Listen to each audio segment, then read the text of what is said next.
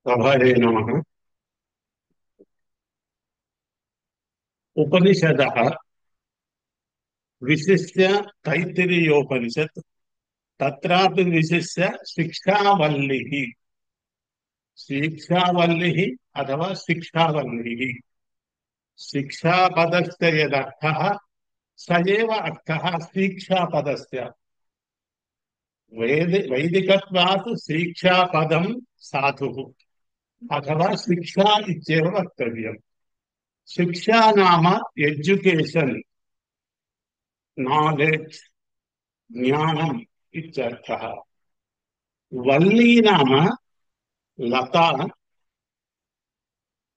शिक्षामुद्दिश्य वल्ली रूपेण वेदमन्त्राणां यत्र स्थितिः, अस्यां वल्यां वेदमन्त्राः यथा वल्यां पत्राणि पुष्पाणि शाखानि भवन्ति तथैव वेदमन्त्राः एकस्यां वल्यां शिक्षामुद्दिश्य ये मन्त्राः सन्ति वेदे ते सर्वे मन्त्राः अत्र एकस्यामेव वल्याम् एकस्यामेव लतायां पुष्प फल शाखारूपेण संस्थापिताः, अतः शिक्षावल्लिः इति अस्य नामकरणम्।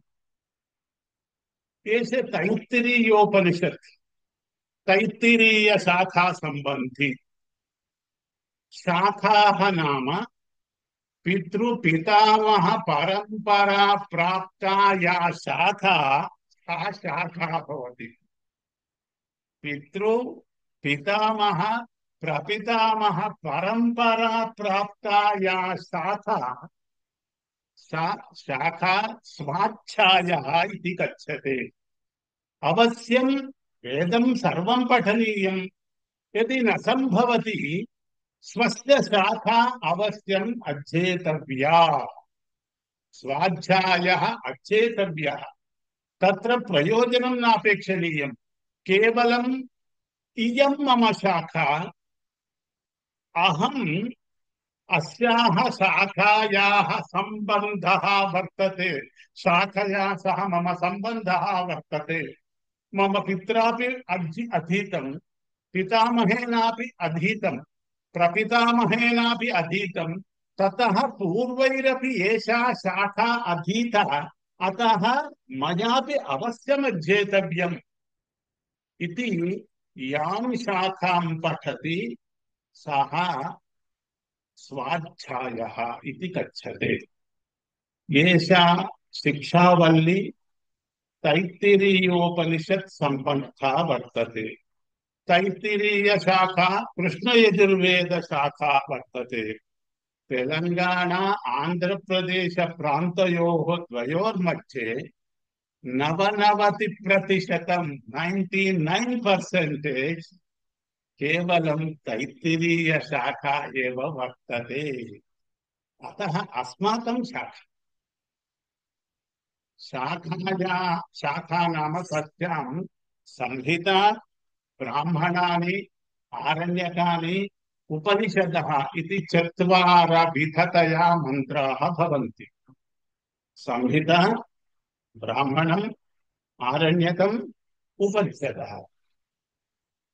समग्रस्य भागस्य अन्ततया साररूपतया रहस्यतया उपनिषद नाम रहस्यमित्यर्थः। योग्याय शिष्याय गुरुः रहस्यतया उपदिशति, अतः रहस्यमिति अर्थः वर्तते। अयोग्याय अपात्राय उपनिषदः न बोधितव्याः इति नियमः। योग्यं दृष्ट्वा पात्रं दृष्ट्वा तस्मै एव गुरुः परमकृपया उपनिषदः उपदेष्टव्याः भवन्ति। तादृशेषु उपनिषत्सु सुप्रसिद्धं ज्ञान विचार रूपात्मकं शिक्षावल्लिः अनन्तकृष्ण महोदयैः अद्य पाठ्यते। श्रीमन्तः अनन्तकृष्ण महोदयः।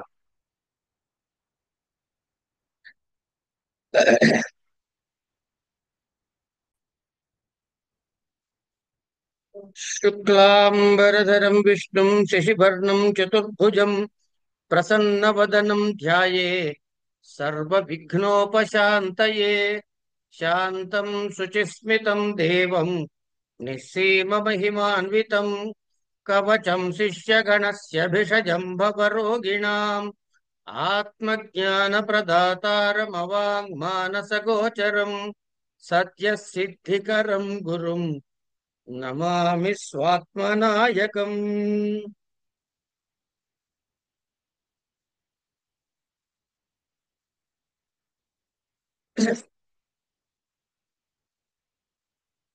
అందరికీ నమస్కారం అండి.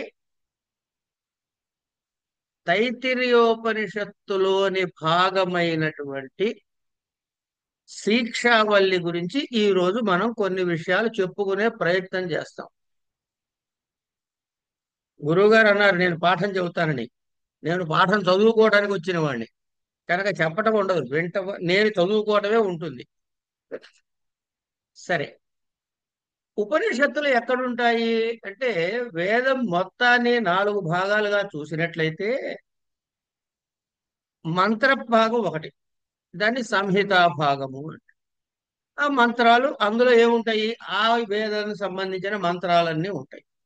మరి మంత్రాల ప్రయోజనం ఎక్కడ వినియోగించాలి, ఎలా వినియోగించాలి అని చెప్పే భాగం బ్రాహ్మణ భాగం. కనుక మంత్ర బ్రాహ్మణాలు కలిసి వేదము అని ఒక డెఫినేషన్ కూడా ఇస్తారు. మంత్ర బ్రాహ్మణ ఇక్కడి వరకు ఏం చేస్తున్నామండి, ఒక యజ్ఞయాగాది కర్మలు చేస్తున్నాము అంటే అక్కడ ఒక ద్రవ్యం ఉంది, ఒక దేవత, దేవతను ఉద్దేశించి ద్రవ్య త్యాగం చేస్తాం కదా, అది త్యాగం.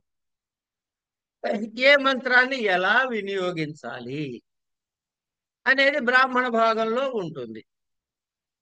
ఏ మంత్రాలు ఉన్నాయి అన్నది సంహితా భాగంలో ఉంటుంది. ఇది అయిన తర్వాత కొంతకాలానికి ఇవన్నీ ఏమిటి, సపరికర కర్మ అంటే ఒక పరికరములు తీసుకుని వాటి వినియోగము ద్వారా చేసేటటువంటి కర్మ. దీని తర్వాత వచ్చేది ఆరణ్యకము. వానప్రస్థాశ్రమం స్వీకరించిన తర్వాత ఆ మహానుభావుడు అరణ్యాల్లో ఉంటాడు. అక్కడ ఏ విధంగా ఉపాసన చేయాలి అనే చెప్పే అంశాలన్నీ అక్కడ కనబడతాయి. అక్కడ కూడా ఆయన ఉపాసనే చేస్తున్నాడు. అంటే అక్కడ కూడా కర్మయే ఉన్నది, కానీ పరికరాలు లేవు. అంచేత ఆయనకి ఓ యజ్ఞగుండం అక్కర్లేదు, సురుక్షురువాలు అక్కర్లేదు, నెయ్యి అక్కర్లేదు, సమిధులు అక్కర్లేదు. కానీ క్రియ అంతా జరుగుతుంది మానసికంగా. ఇది ఉపాసన అంటే ఇది అపరికర కర్మ. దీని తర్వాత చివరికి ఉన్నది వేద అంత భాగము. అంటే అంతం అంటే చివరనే కదండి, అతి ముఖ్యమైన భాగము. ఇది జ్ఞాన సంబంధి, జ్ఞానమునకు సంబంధించిన అంశాలు.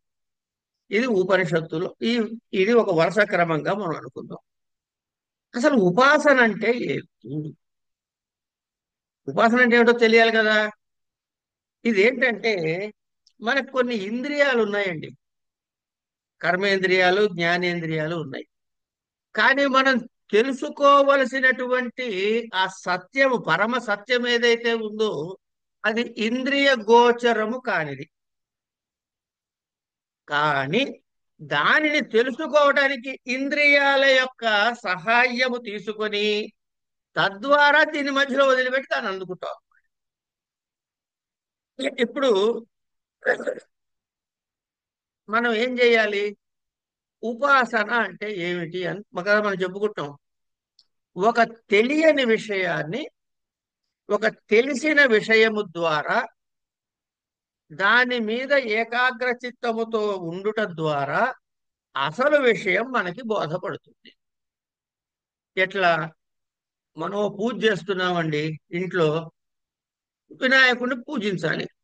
ఏం చేస్తాం, గబగబా డబ్బా పసుపు తెస్తాం, ఓ తమలపాకులో ఏదో గుప్పెడు పసుపు వేస్తారు, అందులో నీళ్లు పోస్తారు. ఇంకా నేను పసుపు అనే అంటున్నా. దాన్ని ఓ ముద్ద చేస్తారు, దానికి ఒక కుంకుమ పెట్టుకుంటే అక్షతలేగానే అది వినాయకుడు అయ్యాడు. అప్పటి వరకు పసుపు, తర్వాత అది వినాయకుడు. గణేశుడు అయ్యాడు. ఎట్లా అయ్యాడు కదా? అంటే ఏమైంది? ఆ పసుపు ముద్దని మనం చూస్తున్నంతసేపు మనకి అక్కడ దర్శనమిస్తున్నది పసుపు కాదు, దానికన్నా అతీతమైనటువంటి గణేశ శక్తి. ఒక దేశానికి నమస్కారం పెట్టాలి అన్నాం అనుకోండి, ఓ జెండాకి నమస్కారం పెడతాం. మనం జెండాకి నమస్కారం పెడుతున్నప్పుడు భారతదేశ జెండా త్రివర్ణ పతాకానికి పెడుతుంటే ఇక్కడ 3 రంగుల గుడ్డ ముక్కలు కనపడవు మనకి. భిన్నమైనటువంటి దేశం కనపడుతుంది. సాలగ్రామే విష్ణువత్ అన్నారు. చిన్న సాలగ్రామం, దానిలో మనకు విష్ణువు కనపడతాడు. ఓ మట్టి ముద్ద తీసుకుంటాం, చేతిలో చేసి శివలింగం చేస్తారు. ఇది ఏమిటయ్యా, గుప్పెడు కూడా లేదండి మట్టి, చిటికెడు మట్టితోటి చేసిన శివలింగం. కానీ దాని ధ్యాన శ్లోకం ఏం చెబుతాడండి? ఆపాతాళ నభస్థలాంత భువన బ్రహ్మాండం విస్ఫురత్ అని ఓ ధ్యాన శ్లోకం చెప్పుకుంటాం. అంటే మనం దర్శిస్తున్నది ఏమిటి, కనపడుతున్నది ఏమిటి? కనుక కనపడుట వేరు, దర్శించుట వేరు. ఈ రెండింటి పట్టుకున్నాం. కనుక మనం ఏం చెయ్యాలి అంటే, ఏదైతే మనకి అవగాహనలోకి రాలేదు దానిని అవగాహనలోకి తెచ్చుకునేందుకు సాధనా పరంగా మన అవగాహనలో ఉన్నటువంటి దాని ఆధారముతో ఆ లేని దాన్ని అందుకుంటాం. ఇది మనం చేసే ప్రయత్నం. కనుక ఈ సాలగ్రామం గాని, శివలింగం గాని, లేకపోతే పసుపు వినాయకుడు గాని, ఇక్కడ ఉన్న రూపము వేరు, మన భావనలో ఉన్నటువంటి చింతన చేస్తున్నటువంటి అంశము వేరు. అంటే మనం ఇక్కడ ఏం చేస్తున్నాం? ఒక వస్తువు మీద మన దృష్టిని కేంద్రీకరిస్తున్నాం. కానీ మన సంకల్పము ఆ వస్తువు కాదు. శివలింగమో, సాలగ్రామమో, పసుపు ముద్దులో వినాయకుడో, జెండానో ఏదైనా కానివ్వండి కాక, మన దృష్టి దాని మీద ఉంది. మనము దాని మీద అది కాదు మన ధ్యేయ వస్తువు. కనుక ఇది కేవలము ఒక ఆధారము, అంటే అధిష్టానము అంటాం. ఈ అధిష్టానం మీద, అంటే ఆలంబన మీద మన సంకల్పించిన దాన్ని తీసుకొచ్చి చూస్తున్నాం.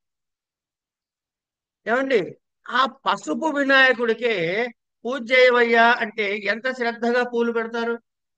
వినాయకుడే వచ్చి కూర్చుంటే ఎట్లాగుంటాడు. సాలగ్రామాన్ని తీసుకుని అభిషేకం చేసిన తర్వాత ఆ ఆచార్యుడు ఎంత జాగ్రత్తగా దాన్ని తుడుస్తాడంటే, ఎక్కడ గోరు తగులుతుందో, ఎక్కడ ఇది తగులుతుందో అని అతి జాగ్రత్తగా అంటే ఇక్కడ మనకు కనపడదు యాక్చువల్ గా నదిలో దొరికిన సాలగ్రామం. కానీ మన దృష్టిలో అక్కడ సాలగ్రామం లేదు, ఇది కేవలం అధిష్టానం. దీని మీద మనకి కనపడని ఒక శక్తి ఉంది. ఇగో దాన్ని మనం ఆరాధిస్తున్నాం. అంటే రాను రాను ఏమైందండి, అధిష్టానము మాయమైంది, అసలు తత్వం బయటపడింది. అధిష్టానం మాయమైపోయింది, అసలు తత్వం బయటపడింది. ఇగో సరిగ్గా ఇదే జరుగుతుంది ఉపాసనలో. మనము మనకున్న ఇంద్రియములు ఇత్యాది వినియోగించుకుంటూ ఆ పరబ్రహ్మ చైతన్యాన్ని ఎప్పుడైతే ఉపాసన చేస్తామో కొద్ది కాలానికి ఈ అధిష్టానం మాయమైపోతుంది, ఆ అసలు తత్వం మనకి గోచరం అవుతుంది, అనుభవంలోకి వస్తుంది. ఇది ప్రధానమైనటువంటి అంశం అండి.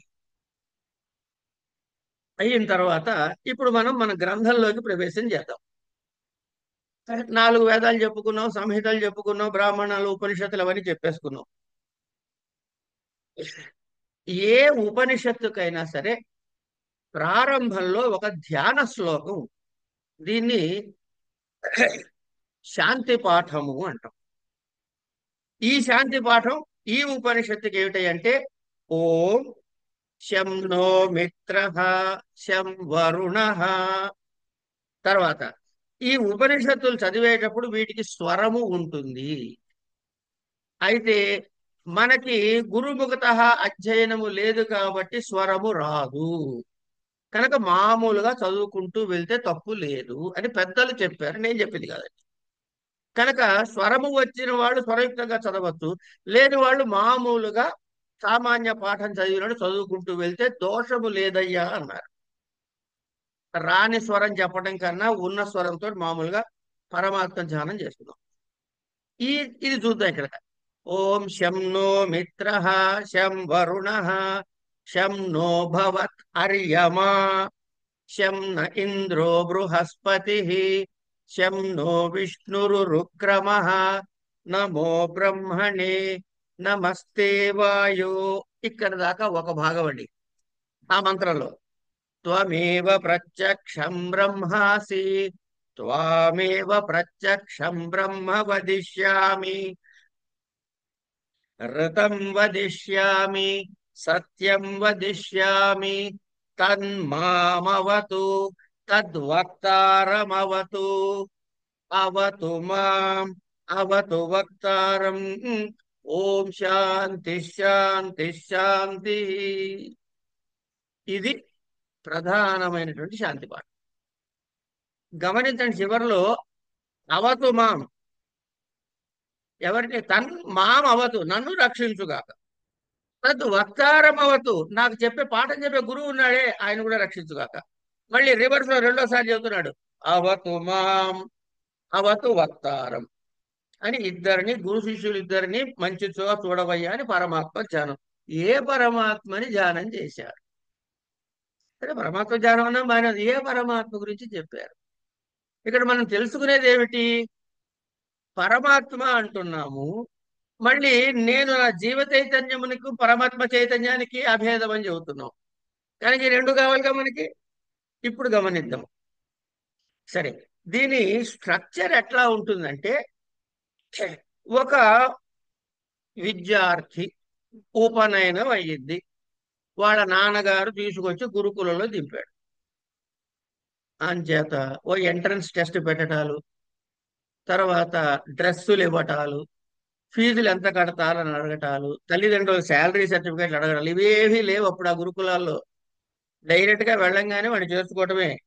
వాడికి ఏమీ రాని స్థితిలో వచ్చాడు గురుకులం. ఇవాళ మనకి ఎంటర్ అవుతున్నాడు వాడు. ఈ శిక్షావళిలో జరిగేది ఏంటంటే, ఇంటి నుంచి వచ్చాడు, గురుకులంలో చేరాడండి. ఇలా మనం ఆలోచిస్తే మనకి బాగా ధారణలోకి ఉంటుంది. అయింది. వచ్చిన తర్వాత ఏం చెప్పారు? శిక్ష. అసలు శబ్దం ఎలా ఉచ్చరించాలి, శబ్ద స్వరూపం ఏమిటి, ఇవన్నీ చెప్పేటటువంటిది మొదటి అనువాకంలో శాంతి మంత్రం చెప్పుకున్నాం. రెండో అనువాకంలో ఈ శిక్షా శాస్త్రం యొక్క లక్షణాలు చెప్తాడు గురువు.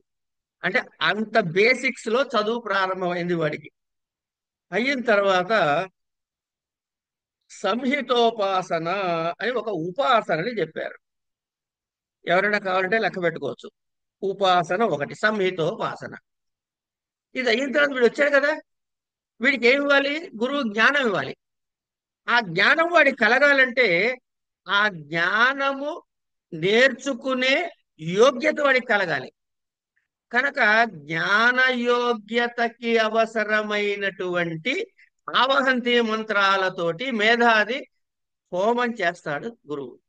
అంటే ఈయన చేసిన హోమం ద్వారా ఆ విద్యార్థికి మేధ పెరగాలి, వాడికి జ్ఞానం తెలుసుకునే యోగ్యత కలగాలి. అదే జ్ఞానం తెలుసుకోవడం ఏంటంటే అసలు తత్వం తెలుసుకోవడం, దానికి యోగ్యత కలగాలి అని తర్వాత అనువాకంలో చెప్పాడు. అయిన తర్వాత ఇక మనకి తెలిసిన దాని నుంచి తెలియని దానికి ఉన్నాం కదా, నోన్ టు అన్నోన్ అంటామే. ఇది వ్యాకృతి ఉపాసన అని ఇంకొక ఉపాసన, రెండు. ఇది అయిన తర్వాత మనోమయత్వాది గుణక బ్రహ్మోపాసనతోటి స్వరాజ్య సిద్ధికి హిరణ్మయోపాసన అని ఇంకోటి, మూడు. తర్వాత పంచబ్రహ్మోపాసన అనేది నాలుగు. ఇవన్నీ ఏడో అనువాకంకి వచ్చాం. తర్వాత ప్రణవోపాసన ఐదు, ఎనిమిదో అనువాకానికి వచ్చాం. ఇన్ని ఉపాసనలు మనకి చెప్పారు. అయిన తర్వాత అసలు చదువుకుంటే ఏమిటి లాభం? దీన్ని స్వాధ్యాయ ప్రశంస అంటారు. ఇది అయిన తర్వాత మొట్టమొదట్లో ఏం చేశారండి? బ్రహ్మజ్ఞాన యోగ్యత కోసమని చేశాడు. 10వ అనువాకంలో వీడికి కలిగిన బ్రహ్మజ్ఞాన ప్రకాశక మంత్రాన్ని చెబుతాడు. అంటే కలిగిన బ్రహ్మజ్ఞానము స్పష్టత కలుగుటకు. వాడు ఎట్లా ఎంటర్ అయ్యాడండి? అప్పుడే ఒడుగు చేసుకుని దండకం పట్టుకుని వచ్చాడు. ఇప్పుడు వాడు బ్రహ్మజ్ఞాని అయ్యాడు. అది గురువు దగ్గర తాను నేర్చినటువంటి విద్య ఈనాళ్లలో. ఎన్నాళ్ళు ఉంటే అన్నాళ్ళు. ఇప్పుడు వాడు ఏం చేయాలి? అయిపోయింది చదువు. థియరీ అంతా అయిపోయింది. గురువు గారి దగ్గర నేర్చుకున్నాడు, ఏడాపెడా అన్ని చెప్పేశాడు ఆయన. ఇప్పుడు ఆయన్ని బయటికి పంపించాలి. అంటే తన కాళ్ళ మీద తాను నిలబడగలిగినటువంటి జ్ఞానము కలిగి లోక వ్యవహారాల్లోకి పడబోతున్నాడు. దీన్ని ఇక్కడ గురువు కొన్ని ఉపదేశాలు చేస్తాడు. ఇది 11వ అనువాకం. ఈ వల్లిలో కంపల్సరీగా టీచర్ అయిన ప్రతివాడు, విద్యార్థి అయిన ప్రతివాడు, ముక్కు ముట్టుకున్న ప్రతివాడు గుర్తుపెట్టుకోవాల్సిన అంశాలన్నీ ఇందులో ఉన్నాయి. దీన్ని శిష్యానుశాసనం అంటారు. శిష్యుడికి నేర్పించేటటువంటి పని. ఇది మన ఈ రోజు భాషలో చెప్పాలంటే కాన్వకేషనల్ అడ్రస్ అనుకోవచ్చు. ఇది 11వ అనువాదం. తర్వాత ఉత్తర శాంతి పాఠం. ఇది మనం చదువుకోబోయే శిక్షావల్లి యొక్క స్వరూపము. ఇక శం నో మిత్ర శం వర్ణ కౌతం. శం నో మిత్ర అంటే నహ మా కొరకు, నా ఒకటి కాదండి, మా కొరకు మిత్ర ఎవరు? సూర్యుడు. శుభములను శం శుభములను కలుగజేయుగాక. అయిపోయింది. శం వరుణ వరుణుడు కూడా మాకు శుభములను కలుగజేయుగాక. తర్వాత శం నో భవత్ అర్యమా అర్యముడు కూడా మాకు శుభములు కలుగజేయగాక. ఏమండి ఇంతమంది లిస్ట్ ఎందుకండి ఇక్కడ? ఏదో ఒకటో మనకి నచ్చింది, ఇష్ట దేవత ప్రీత్యర్థం అంటే అయిపోతుందిగా. దీనికి కూడా వెనకాల చాలా వ్యవహారం ఉంది, చెప్పుకుందాం. అయిన తర్వాత శంన ఇంద్రో బృహస్పతి, ఇంద్రుడు బృహస్పతి కూడా మాకు శుభాలను కలుగజేయుగాక. ఇక్కడ వీళ్ళు శుభాలు కోరుకున్న వీళ్ళతోటి నమో బ్రహ్మణే. ఏ బ్రహ్మణే? బ్రహ్మణే అని అన్నప్పుడు ఇక్కడ ఏం చెప్పారు అంటే నిర్గుణ పరబ్రహ్మ చైతన్యాన్ని రిఫర్ చేశారు. నమో బ్రహ్మణే. ఆయన ఎట్లా, ఇది నిర్గుణం, సగుణంలో ఎట్లా తెలుస్తుంది నీకు అంటే నమస్తే వాయో ఆకాశాద్వాయు వాయోరగ్నిరగ్నిరాప అర్ధ పృథివీ పృథివీ ఓషధి అని వరుస చెబుతారు కదా. ఆకాశం శబ్ద గుణకం, అది మనకు కనపడదు. ప్రథమంగా తెలిసేది ఏది అంటే వాయువు. స్పర్శ తెలుస్తుందిగా. అందుకని నమో కనపడేదాన్ని ఏం చెప్పారు? మొట్టమొదటి కనపడేది ఏంటి? చైతన్యము అంటే వాయువు. నమస్తే వాయు. ఎవరయ్యా నువ్వు? త్వమేవ ప్రత్యక్షం బ్రహ్మాసి. నాకు కనపడ నిర్గుణ చైతన్యం ఉంది, అది నువ్వేనయ్యా. త్వమేవ ప్రత్యక్షం బ్రహ్మ వదిష్యామి. నువ్వే ప్రత్యక్షమైన బ్రహ్మవి అంటాను. ఋతం వదిష్యామి. ఋతం అంటే శాస్త్రోక్తమైన విషయములను నీవే ప్రత్యక్ష దైవమని చెప్పినటువంటి సత్యాన్ని నేను చెబుతాను అని. సత్యం వదిష్యామి. అనుభవంలోకి వచ్చినటువంటి ఆ శాస్త్రీయమైన విషయాలు నాకు అనుభవంలోకి వచ్చినటువంటి చెబుతాను. ఇప్పుడు నువ్వేం చేయాలయ్యా? ఇక్కడ తత్ అంటున్నాడు అంటే ఏంటి? ఆ నిర్గుణ చైతన్యం. మగవాడైతే పుంలింగంలో చెప్పాలి, స్త్రీలింగంలో చెప్పాలి ఆడవాళ్ళైతే. ఇక్కడ నిర్గుణము కాబట్టి ఇక్కడ తత్ అనే శబ్దం. తత్ మాం అవతు, నన్ను రక్షించుగాక. తద్వక్తారమవతు, నాకు పాఠం చెప్పే గురువు గారు ఉన్నారే, ఆ బ్రహ్మమును గురించి తెలియజేసే గురువు గారు, ఆయనను రక్షించుగాక. అవతు మాం, నన్ను రక్షించు. అవతు వక్తారం, మా గురువు గారిని రక్షించు అని 2 సార్లు చెప్తారండి. అయిన తర్వాత ఇప్పుడు దీనిలో ఉన్నటువంటి అసలు విషయాన్ని పరిశీలించే ప్రయత్నం చేద్దాం. శం నో మిత్ర. మిత్ర అంటే సూర్యుడు. ఈ సూర్యుడు, ఇంద్రుడు, వరుణుడు, అర్యముడు, బృహస్పతి వీళ్ళందరూ వాళ్ళల్లో ఏమి నిక్షిప్తం చేశారంటే ఋషులు పంచ జ్ఞానేంద్రియాలని, పంచ కర్మేంద్రియాలని, పంచ తన్మాత్రల్ని, తద్వారా పంచమహాభూతాల్ని, మనోబుద్ధి అహంకారాదుల యొక్క అధిదేవతలుగా వీళ్ళని ప్రార్థించడం జరిగింది. ఇప్పుడు అవి ఎక్కడున్నాయండి? ఇందులో ఉన్నాయి. సంకల్పం ఎవరండి? ఆ తత్వం అక్కడుంది. కనుక జీవ పరమాత్మ కంటే జీవ ఈశ్వర ఐక్యతను గురించి ఇది ప్రతిపాదించు. సరే, మిత్ర శబ్దం సూర్యుడిది. ఇది పగటి దేవత. పగటి దేవత దేన్ని సూచిస్తుంది? పొద్దున్నే అయ్యిందంటే ప్రతి వాళ్ళు ఒక చైతన్యం కలుగుతుంది, ఒక ఉత్సాహం కలుగుతుంది, అంటే ప్రాణశక్తి దేవత, పగటి దేవత. ఇది ప్రాణశక్తి చెప్తుంది. అంటే ఏంటి? తద్వారా సమష్టి జగత్తుగా ఉన్నటువంటి దాన్ని చెప్పింది. అలాగే ప్రాణశక్తి నాది కాబట్టి వ్యష్టిగా ఉన్న ఆత్మక యొక్క తత్వాన్ని కూడా చెప్పింది. నేను సమష్టిలో వ్యష్టి ఉంది, నేను వేరు సమష్టి వేరు కాదుగా. సమష్టి అంటే నేను కూడా కలుసుంటా అందులో అయింది. ఇది మిత్రుడు పగటి దేవత అయితే వరుణుడు రాత్రికి దేవత. ప్రాణశక్తి పైకి తీసుకెళ్తే అపాన శక్తి కిందకి లాగుతుంది. అంటే పగలు రాత్రి అన్ని వేళల సర్వకాల సర్వ అవస్థల యందు మన్ని రక్షించుగాక, మాకు మేలు చేయుగాక. శం వరుణ అయిన తర్వాత అర్యమ. ఈ అర్యముడు ఎవరంటే చక్షువుకి దేవత. చక్షువుకి దేవత అంటే ఏమిటి? చక్షువులు ఏమిటండి? త్వక్ చక్షు శ్రోత్ర జిహ్వాఘ్రాణములు, వీటి అన్ని కలిపి ఏమంటారు? జ్ఞానేంద్రియాలు అంటారు. ఈ జ్ఞానేంద్రియాల కూడా మనం చాలం. అయిన తర్వాత తర్వాత ఏమంటున్నారు? ఆ, ఆర్యముడు అయిన తర్వాత ఇంద్రుడు. ఇంద్రుడు దేనికి అధిపతి? బాహుబలానికి. కనుక ఇంద్రుడు బాహువులకి. కనుక బాహు అంటే ఏంటి? చెయ్య కదండి, పాణి. మిగతా కనెక్టెడ్ ఐటమ్స్ ఏమిటి? వాక్ పాణి పాద పాయూపస్థలు 5 కర్మేంద్రియాలు 5 వచ్చాయి. ఏమండి ఒక్కటి చెబితే 5 ఎట చెబుతారండి మీరు అని ఒక ప్రశ్న ఎవరైనా వేయచ్చు. దీనికి పెద్దవాళ్ళు ఏం చెప్పారంటే, ఏదైనా ఒక విషయాన్ని ప్రస్తావిస్తే తత్సంబంధి అయిన అన్ని విషయాలు ప్రస్తావించినట్టుగా చేసే పద్ధతి ఉపలక్షణం అంటారు. కనుక ఆ ఉపలక్షణం ద్వారా ఇవన్నీ కూడా చెప్పబడ్డాయి. బృహస్పతి దేనికండి? బుద్ధికి. వాడు బుద్ధికి బృహస్పతిరా అంటాం.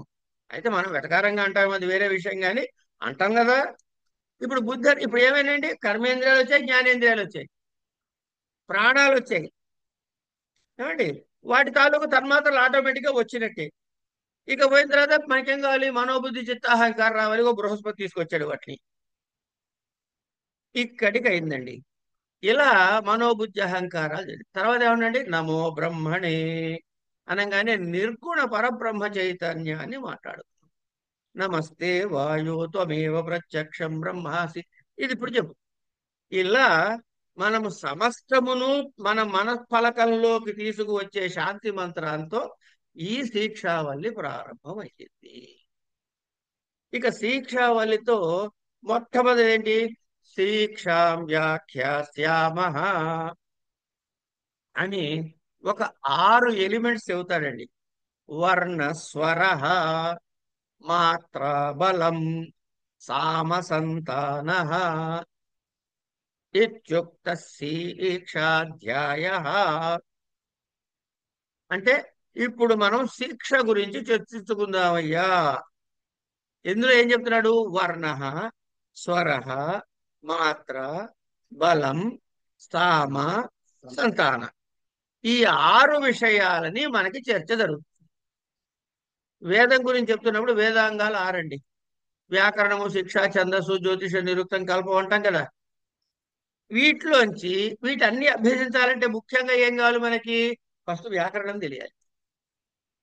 ఈ వ్యాకరణం తెలిస్తే మరి దేనైనా అర్థం చేసుకోవాలి. ఎందుకంటే శబ్ద జ్ఞానం కలుగుతుంది, సాధు శబ్ద జ్ఞానం కలుగుతుంది. ఏమండి చిన్నపిల్లాడు బొబ్బ అంటే మంచినీళ్ళు ఇస్తున్నాం కదా, కనుక బొబ్బ అంటే సరిపోతుంది కదా, మళ్ళీ మంచినీళ్ళు నేర్పించాలి వాడికి సాధు శబ్దం. అసాధు శబ్దం అయితే నష్టం లేదు కదా, అర్థమవుతుంది కదా అంటే అలా కుదరదయ్యా అంటుంది శాస్త్రం. కనుక సాధు శబ్ద ప్రయోగం, దానికి వ్యాకరణం కావాలి. అన్నిటికన్నా అత్యల్పమైనటువంటి ఏమిటయ్యా అంటే వర్ణము. అన్నిటికన్నా గరిష్టమైనది ఏమిటయ్యా అంటే వాక్యము. ఈ 2 విషయాలు మనకి తెలియాలి. సో వర్ణం తెలియాలి. వర్ణం తెలిసిన తర్వాత ఇప్పుడు ఒక ఊ అంటారండి. నేను కాసేపు ఊ అంటే ఏమిటో ఏమో తెలియలేదు. ఓ అన్నాను అనుకోండి, దాని అర్థం ఏంటండి? ఆప్యాయనేనా? ఊ అని అడిగాడు అనుకోండి, ఏంటి అనే ప్రశ్న వినపడిందా? ఒక ఊకారం శబ్దంతో ఎన్ని రకాలుగా ఉచ్చారణలు మార్చచ్చు అంటే వ్యాకరణం చెప్తారు 18 రకాలు. కానీ సరే, ఆ 18 రకాలు ఏంటో తర్వాత చూద్దాం. విషయం ఏంటంటే, కనుక ఒక వర్ణము, దానికి ఒక స్వరం ఉంటుంది. మాత్ర, బలము, సామ, సంతానం, ఇవంటే ఏమిటో చూద్దాం. ముందు అసలు వర్ణాలు ఏమిటి అంటే, పాణిని వ్యాకరణంలో మాహేశ్వర సూత్రాలు అని చెప్పారు. ఐ ఉన్ రుడ్రొక్కెయోం అయౌ ఛాయవరట్లన్ యమగణనం జభై ఘడదస్ జబగడదస్ ఖ ఫ ఛ ట త చటతౌ కపై శష సరహల్ అని ఓ 14 సూత్రాలు చెప్పారు.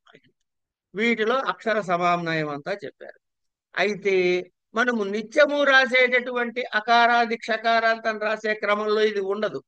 కారణం ఎందుకంటే, దీని ఆధారంగా కొన్ని ప్రత్యాహారాలు సాధించి తద్వారా వ్యాకరణ సూత్రాలు నిర్మించబడినాయి కాబట్టి సూత్రానుగుణంగా ఇవి అరేంజ్ చేసుకోవడం జరిగింది. ఇది ఒక పద్ధతి. ఇవి అయిన తర్వాత ఇప్పుడు ఇందాక చెప్పి ఐ ఉన్ అన్నాము, రోల్ రుక్ అన్నాము. ఐ ఉన్లో మొట్టమొదటి మాట ఏమనపడింది మీకు? కారం వినపడింది. ఐ ఉన్ రోల్ రుక్ ఏం ఐ ఔచ్ అన్నాను. చివరి ఏం మాట వినపడింది? చ్ అని వినపడింది. ఈ అకారాన్ని ఈ చకారాన్ని కలిపి అనండి ఒకసారి, ఏమంటారు? అచ్చులు అంటే ఇవే. మనం అచ్చులు అచ్చులు ఎందుకు అంటున్నావా అంటే, అకారాది నుంచి చకారం వరకు చెప్పామంటే అచ్చులు అన్నాం. తర్వాత సూత్రము హయవరట్. మొదటి అక్షరం పట్టుకోండి, ఆ, చివరిది పట్టుకోండి మళ్ళీ ఆపినప్పుడు. హయవరట్ లంగణనం జభై ఘడదస్ జబగడదస్ ఖప చట చటతో కపై శశసర్ హల్. కలపండి. హల్లులు అంటే ఇవే. అంటే మీరు హల్లులు అచ్చులు ఎందుకు అంటున్నాడు? ఎందుకు అంటున్నాం? ఈ చేసిన దాన్ని ప్రత్యాహారము చేయుట అంటారు. ఇలా వర్ణములు ఉచ్చారణ చేసేటప్పుడు ఎలా ఉచ్చారణ చేస్తారు అంటే, నోటితో చేస్తామండి అంటాం. నోటితో కాదండి, చాలా రకాలుగా చేస్తాం. అసలు శబ్దం ఎక్కడ పుడుతుంది అన్న తర్వాత వస్తే, ఈ శబ్దానికి 4 స్థానాలు చెప్పారు. పరావాక్కు, పశ్యంతి వాక్కు, మధ్యమా వాక్కు, వైఖరి వాక్కు. ఒక మూగవాడు ఉన్నాడండి, మీలాగా మాట్లాడలేడు. కానీ వాడి మనసులో నేను అన్నం తింటాను, నువ్వు నన్ను తిట్టకు, ఈ మాటలన్నీ పుడుతున్నాయా లేదా? పైకి శబ్దం రాలి అంటే వాక్కు పుట్టినట్ట పుట్టనట్ట వాళ్ళు పుట్టినట్టే. కనుక మనం ఉచ్చారణకి వాడేటటువంటి వాటిని ఈ ముఖ స్థానాలతో వాడతాం. ఇక్కడి నుంచి తగిలి ఆ గాలి బయటికి తోయబడి శబ్దం పుడుతుంది. దీనికి ప్రదక్షిణ మార్గాన్ని ఎన్నుకుందాం మనం. ముందు గొంతు దగ్గర ఆగండి సార్. ఇక్కడ గొంతు దగ్గర ఆగుదాం. ఆకుహ విసర్జనీయానాం కంఠ. కు అంటే గనక కాకా గాఘంగా అని సూచిస్తుంది. చు అంటే చాచా జాజాన్య అని సూచిస్తుంది. ఇట్లా కుచు టూ తూకు అంటే కవర్గ చవర్గ టవర్గ తవర్గ పవర్గాలు సూచిస్తుంది. సరే, అది పక్క పెట్టండి. అకుహ విసర్జనీయానాం అకారము, కవర్గాక్షరాలు, హకారము, విసర్గ. విసర్జనీయ అంటే విసర్గ. ఇవి కంఠస్థానం నుంచి బయటకు వస్తాయి. కంఠస్థానం ఇట్లా పైకి వస్తే ఏముందండి ఇక్కడ? దవడ, తాలు స్థానం. ఇటు నిశానాం తాలు. ఏమండి? ఈ చు చవర్గము, ఈ చు యశానం యకారము శకారం. తర్వాత ఇక్కడి నుంచి పైకి వెళ్దాం. మూర్ధ అంగడి రుటురషాణం మూర్ధ. ఇటు పోదామంటే దవడ ఆల్రెడీ వచ్చేసింది మనకి, కనుక ముందుకు వద్దాం. ఏం చదువుతున్నాయి? ఆ మీకు అన్నీ తెలుసండి బాబు. లుతులసానాం దంతా. ఏమంటే అయిన తర్వాత బయటకు వద్దాం. ఏమున్నాయి? ఆ అంతే. ఉపు పద్మానియానామోష్టౌ. ఇవన్నీ కాకుండా ఇప్పుడు కవర్గంలో ఏమున్నాయి? కాకా కాకా గా ఉంది, చాచా చాచా జ్ఞా ఉంది, కాటాడా నా ఉంది, తాతా నా ఉంది, పాపా బాబా మా ఉంది. అంటే ఇవి ఉన్నాయి కదా. ఇవన్నీ ఈ పంచమ వర్ణాలు వర్గాక్షరాలతో పాటు కంఠము, తాలువు ఇత్యాదుల్లోనూ ఉంటాయి. ముక్కుతో కూడా పలుకుతాం. కనుక ముక్కుతో కూడా పలుకుతాం అందం. అంచేత నాసికతో కలిపి చెప్తున్నాం అంటే అనునాసిక. అంచేత అనునాసికతో, నాసికతో కూడా అంటాడు. కూడా ఎందుకంటే ఆ పైన తాతో కలిపి వస్తుంది. ఇది అయిన తర్వాత ఏ ఐ. ఏమండి? ఏ ఎక్కడి నుంచి వచ్చింది? A I. ఇవి రెండు కూడా కంఠతాలువు అన్నాడు. ఏమండి? తర్వాత ఏదైతో కంఠతాలు, ఓ దౌతో కంఠోష్టం, ఓ అవులు కంఠోష్టము, కంఠము ప్లస్ ఓష్టము కలిపి వస్తుంది. మకారస్య దంతోష్టం, ఈ అంగడి ఒకటి ఉంటుంది, దాన్ని జిహ్వామూలీయము అంటారు. జిహ్వామూల్యస్య జివాహమూలం. అనుస్వారం అంటే సున్నా, అది నాసిక ఒక్కటే, ఇంకా ఏం స్థానాన్ని తగలకూడదు. ఇలా మనం ఎప్పుడూ ఉచ్చరించటం లేదు. అలా గనక ఉచ్చరిస్తే దాని పవర్ ఏమిటో తెలుస్తుంది. కనుక ఈ విధంగా వీటి స్థానాల్ని చెప్పారు. ఇప్పుడు ఎన్ని చెప్పుకున్నాము అంటే, వర్ణాలు ఎక్కడెక్కడి నుంచి ఉత్పత్తి తెలిసింది, వర్ణములు తెలిసే, ఉత్పత్తి స్థానాలు తెలిసాయి. ఈ స్థానాలు తెలిసిన తర్వాత ఎలా ఉచ్చరిస్తాము అంటే స్వరము కావాలి. వర్ణ స్వర అన్నాడు కదా. స్వరం అంటే ఏమిటి? స్వరము అంటే ఉదాత అనుదాత స్వరితములు అని మూడు రకాలు. ఈ మూడు రకాల స్వర, పైకి ఉచ్చరించబడే ఉదాత్తాలు, కిందకనేది అనుదాత్తాలు, ఉదాత్తముతో ప్రారంభంగా అనుదాత్తంతో పూర్తి సమముగా ఉండేటటువంటి స్వరితం. తర్వాత మళ్ళీ దీర్ఘ స్వరితం ఉంది, అది వేరే. ఇక్కడికి వర్ణాలైన స్వరాలైన మాత్ర. మాత్ర అంటే చిటిక వేసినంత కాలం అనుకోండి, కాసేపు. ఎంతసేపు దాన్ని ఉచ్చరిస్తున్నారు? ఆ అని అనుకోండి, ఏకమాత్రా కాలం. ఆ అంటే ద్విమాత్రా కాలం. ఆ ఓ అని అరిచాడు అనుకోండి, రెండు కన్నా ఎక్కువ. మూడు మాత్రాన్ని ఆపకండి, ఎందుకంటే 4 కావచ్చు, 10 కూడా కావచ్చు కదా. కనుక రెండు కన్నా ఎక్కువ మాత్రలు ఉంటే ప్లుతము అంటారు. కనుక మాత్రలు అంటే ఏంటి? హ్రస్వ దీర్ఘ ప్లుతములు, ఇవి మూడు. ఏమండి? స్వరాలు ఎన్ని? మూడు. మాత్రలు ఎన్ని? మూడు మూడు ఎన్ని? 9. ఇప్పుడు అకారం ఉంటే ఎన్ని రకాలుగా మనం మాట్లాడవచ్చు అకారాన్ని? 9 రకాలు. అకారం 9 రకాలుగా అంటాం కదమ్మా. ఇంకోటి చెప్తానే. ఆ అన్నాం, ఆ అన్నానా అంటే, ఇప్పుడు ఈ అకారాన్ని ఇంకా దేంతో కలిపి అన్నా నేను? నాసికతో కలిపి అన్నా. అంటే అనునాసికము, అననునాసికము రెండు రకాలు. ముక్కుతో కలిపి పలికేది, ముక్కుతో కలపకుండా పలికేది. 9 రెండు అన్ని రకాలుగా చెప్పొచ్చు అకారాన్ని. ఇది మాత్ర. ఇక బలం అన్నాడు. బలం అంటే ఏమిటి? ఏమండి? ఆ మనకి ఇప్పుడు తెలుగులో ఎవరినైనా వాళ్ళు చెప్పండి అనుకోండి, కక్క కక్కన చచ్చ టట్టన తత్తదన్న అంటాడు. తాకి తాకి తేడా ఉండదు, కాకి కాకి తేడా ఉండదు, కాకి ఫాకి తేడా ఉండదు. కక్క కక్క అంటే 2 సార్లు అనగా రెండోది కా అని మనం అనుకోవాలి. అందుకనండి కదా. కనుక ఎంత బలముతో ఊపిరి తీసుకుని ఆ ఉచ్చారణకి వినియోగిస్తున్నాం. మా బలం అంటే అది. అంటే ఏంటి? ఒక ప్రయత్నం అన్నమాట. ఎట్లా ప్రయత్నం చేస్తున్నావు అంటే, ప్రయత్నాలు మళ్ళీ రెండు రకాలు. గురువుగారు మనకి 7 వరకు టైం ఇచ్చారు కాబట్టి కొంచెం వివరంగానే చెప్పుకుంటున్నాం. ఉమ్, ఉమ్. బలం అంటే ఏంటి? దాని యొక్క దమ్ము ఎంత తీసుకుంటాం అని. ఏమిటవి అంటే, ఆభ్యంతర ప్రయత్నము అని కొన్ని, బాహ్య ప్రయత్నాలు కొన్ని. ఇప్పుడు ఆభ్యంతర ప్రయత్నాలు ఏంటంటే చూద్దాం. మనం ఎట్లా మాట్లాడతాం ఒకసారి మనని మనమే గమనించుకుందాం అండి. కా ఖా గా ఘా ঙా చా ఛా జా ఝా ఞా అంటున్నాం కదా. అంటే మన నాలిక వెళ్ళి ఆయా స్థానములను స్పష్టముగా తగులుతోంది. స్పష్టముగా తగిలింది, దాని పేరేం పెట్టుకుందాం? స్పష్టం. ఏమండి? యారాలావా అన్నాం. యారాలావా అన్నప్పుడు తగులుతోంది, కానీ కాకాగాఘానాలు తగిలినంత స్పష్టంగా తగలట్లే, కొంచెం తగులుతోంది. తగిలితే స్పష్టమన్నాం, కొంచెం తగిలితే ఈషత్ స్పష్టం అన్నాం. ఈషత్ స్పష్టం అయిపోయింది. ఇంకోటి ఏమిటి? మనం మాట్లాడేటప్పుడు నోరు బార్లా తెరిచి మాట్లాడకపోతే రావు శబ్దాలు కొన్ని పైకి. కొన్ని ఆ అన్నారు అనుకోండి, ఆ, ఓ, అనలేంగా. ఆ ఆ ఈ ఈ అని నోరు పూర్తిగా తెరవాల్సిందే, ఇదంతా. కనుక గొంతు పూర్తి ఒకటి, నాలుకతో పూర్తిగా తగిలేవి, నాలుగుతో కొద్దిగా తగిలేవి స్పష్టం, ఈష స్పష్టం. గొంతు పూర్తిగా తెరిచేవి, గొంతు కొంచెం తెరిచేవి. బాగా తెరిస్తే వివరముగా, విస్తారముగా అంటాం కదా. వివృతము, వివృతము. కొద్ది కొద్దిగా తెరిస్తే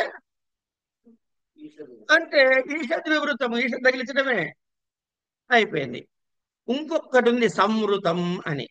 అది హ్రస్వ అకారానికి మాత్రమే ప్రయోగ కాలంలో ఉపయోగిస్తారు. అది మర్చిపోండి, వినేసి వదిలేయండి. ఇక్కడికి ఆభ్యంతర ప్రయత్నాలు అయినాయి. ఇది ఉంటే సరిపోయిందా? లేదండి, బాహ్య ప్రయత్నాలు కావాలి. బాహ్య ప్రయత్నాలు ఏమిటి అంటే, ఇప్పుడు ఒక్కసారి చూడండి, మళ్ళీ చెబుతా. వాళ్ళు చెప్పట్లే. హాయ, మొదటి అక్షరం పట్టుకోండి. హాయ వరట్ లన్ యమగణనం జభై ఘడ దశ్ జబ గడ దశ్. చెప్పండి. ఉమ్. ఆఖరి అక్షరం ఏంటి? షకారం. మొదటి అక్షరం ఏంటి? హా. కలిపితే ఏమైంది? ఈ మధ్యలో ఉన్న అన్నిటిని హస్వర్ణాలు అంటారు, ఒక గ్రూపు. తర్వాత ఖ ఫ ఛ ఠ త చటతవు దేంతో స్టార్ట్ అయింది? ఖ. కఫై శశ సర్ ర్. ఖర్ వర్ణాలు. కనుక మొత్తం వ్యంజనాలు అన్ని, ఈ కాన్సనెంట్స్ అన్ని కూడా రెండు భాగాలు చేసాం. హస్వర్ణాలు, ఖర్ వర్ణాలు. ఇక ఒక్కొక్క దానికి రెండు క్లాసిఫికేషన్స్. ఎట్లా? బాహ్య ప్రయత్నాలు. వివార సంవారము ఒక క్లాసిఫికేషన్. ఖర్వర్ణాలు వివారానికి, సంవారానికి ఏముంటాయి? అశ్వర్ణాలు ఉంటాయి.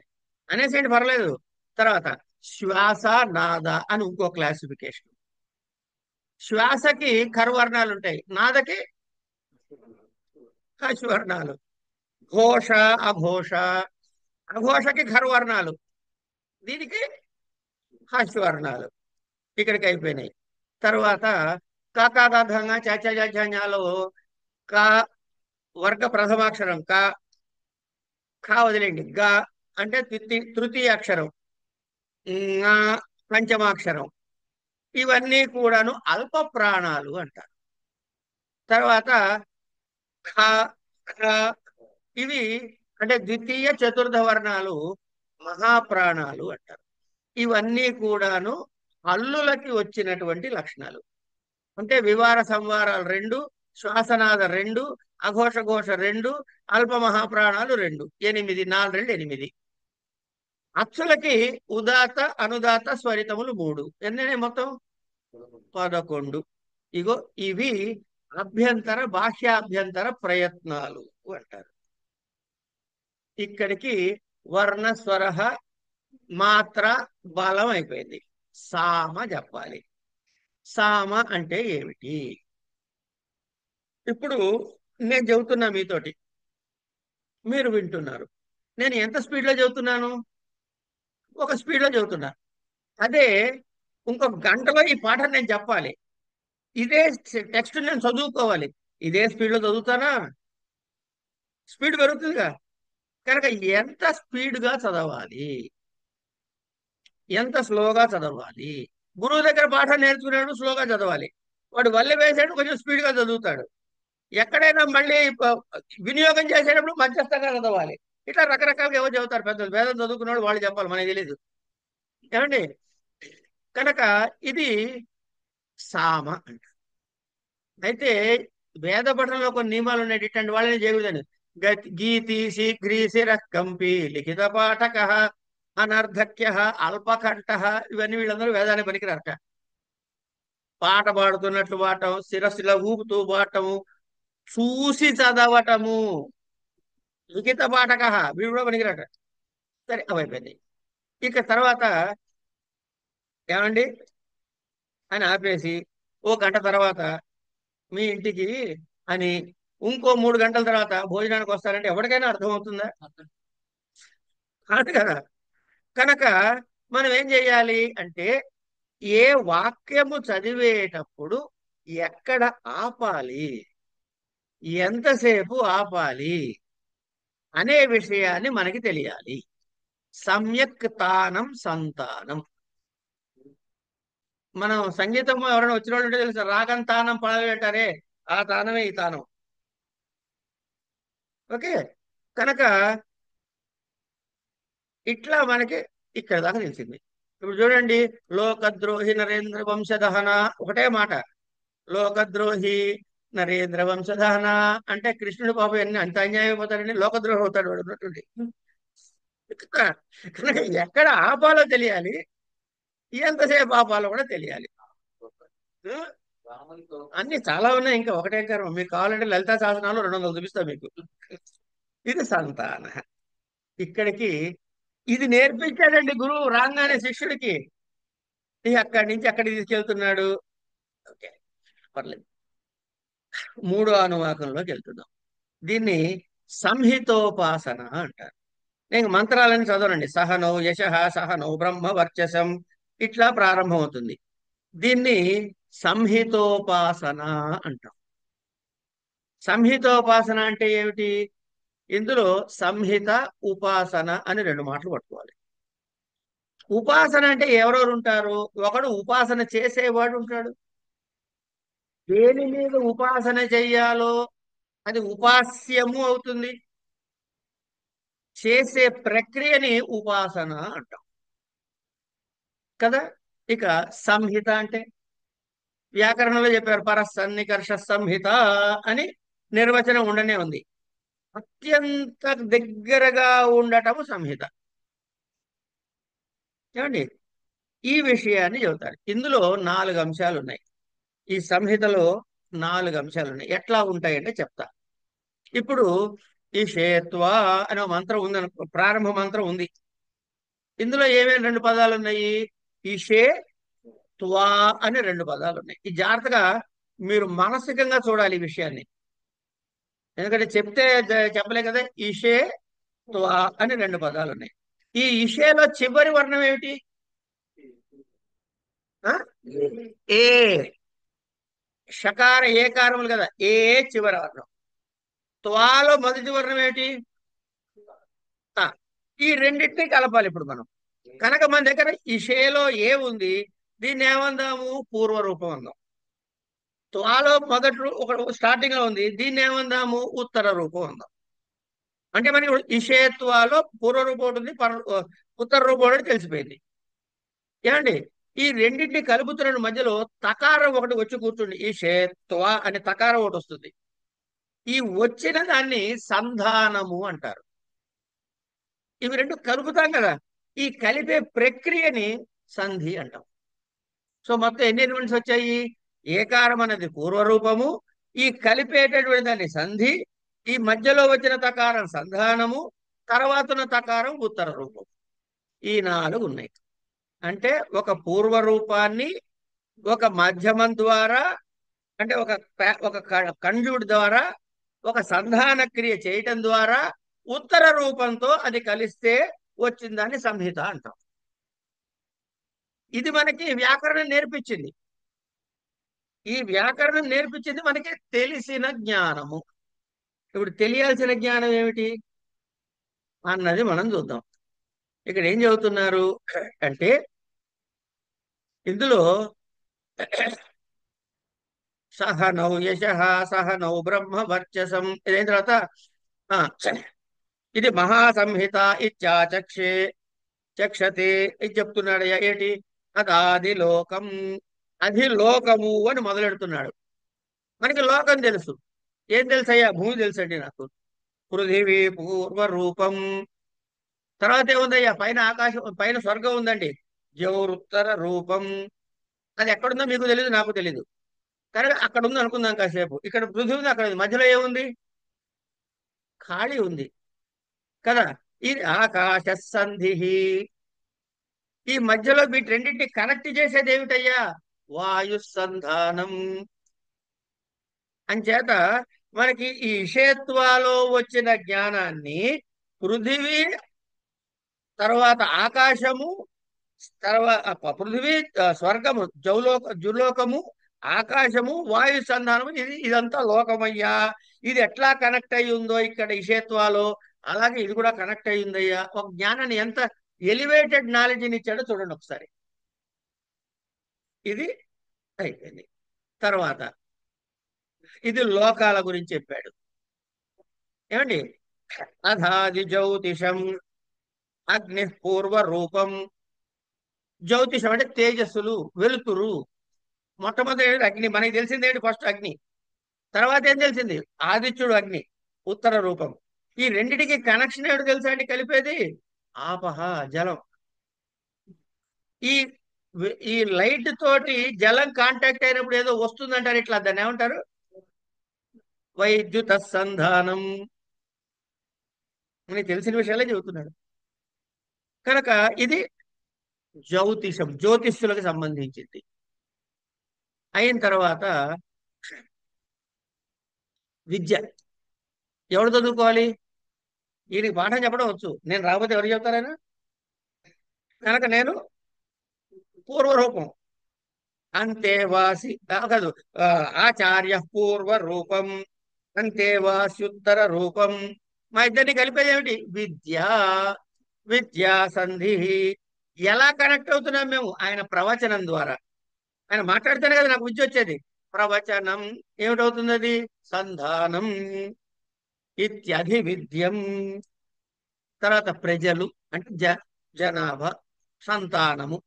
మాతా పూర్వ రూపం, పిత ఉత్తర రూపం, ప్రజా సంధి, ప్రజననం సంధానం. ఇత్యధి ప్రజం. ఇక్కడి వరకు ప్రజలైంది, జ్యోతిష్యులైనాయి, లోకాలైనాయి, విద్య అయింది. అయిన తర్వాత ఇప్పుడు నా గురించి చెబుతున్నా, అంటే ఆత్మ గురించి. ఆధ్యాత్మం ఏమిటది? అధరాహను పూర్వ రూపం, ఉత్తరాహను ఉత్తర రూపం. ఈ రెండిటి వల్ల పుట్టేది ఏమిటి? వాక్ సంధి. ఈ వాక్కు రావాలంటే ఏముండాలి? అరే సరిగ్గా రాకపోతే నాలుక తెగ్గొస్తా అంటారు చూసారా? అంటే నాలుక లేకపోతే వాక్కు రాదనేగా. సంధానం ఏంటి చేస్తుందో అప్పుడు మనం? జిహ్వా సంధానం. ఇత్యాధ్యాత్మం. ఈ విధంగా మహాసంహిత ఉపాసన అని చెప్పారు. దీనివల్ల ఏం కలుగుతుందయ్యా? ఈ ఉపాసన చేస్తే ప్రజయా పశుభి బ్రహ్మ వర్చసే అన్నాద్యేన సువర్గేన లోకేన. ఈ ఉపాసన చేయటం వచ్చే ఫలితాలు కూడా చెప్పారు. ఎందుకంటే మనకి ఏదైనా నాకేంటి అంటాంగా, అందుకని అది కూడా చెప్పాడు. ఈ విధంగా మనకి అధిలోకం అంటే ఏమిటి, అధి జ్యోతిషం అంటే ఏమిటి, అధి విద్య అంటే ఏమిటి, ఆధ్యాత్మికం అంటే ఏంటి చెప్పారు. దీనికి ఫలశ్రుతి కూడా చెప్పారు. ఈ అధికరణాలలో మహాసంహిత ఉపాసన చేసిన వారికి, అంటే చదివినా మననం చేసిన వారికి సంతతి, గోవులు, పశు సంపద, ఆహారము, బ్రహ్మవర్చస్సు, స్వర్గాది ఉత్తమ లోకాలు ప్రాప్తిస్తాయి. ఇది సాధన అని చెప్పారు.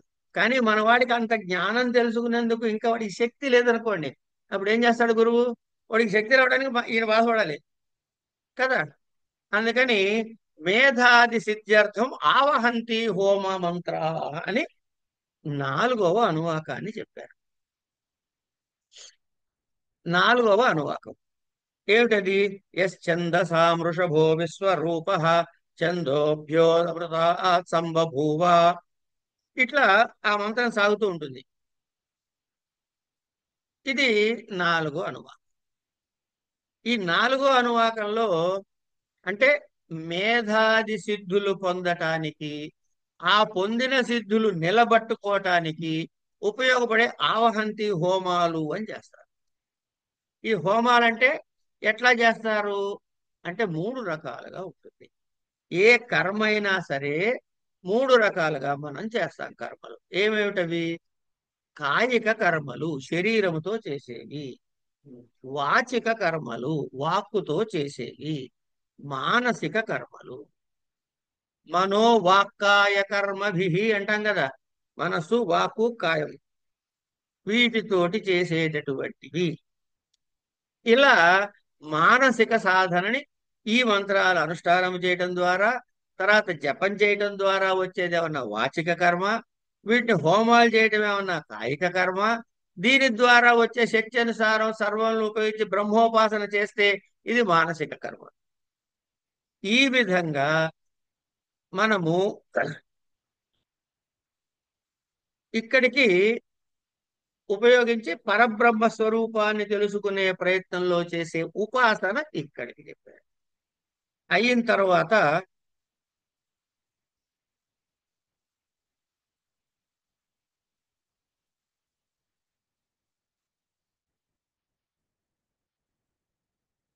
కుర్వాణ చీరమాత్మ తతో మే శ్రియమావహ లోమశాం పశుభి సహ స్వాహ అమాయంతు బ్రహ్మచారిణ స్వాహ.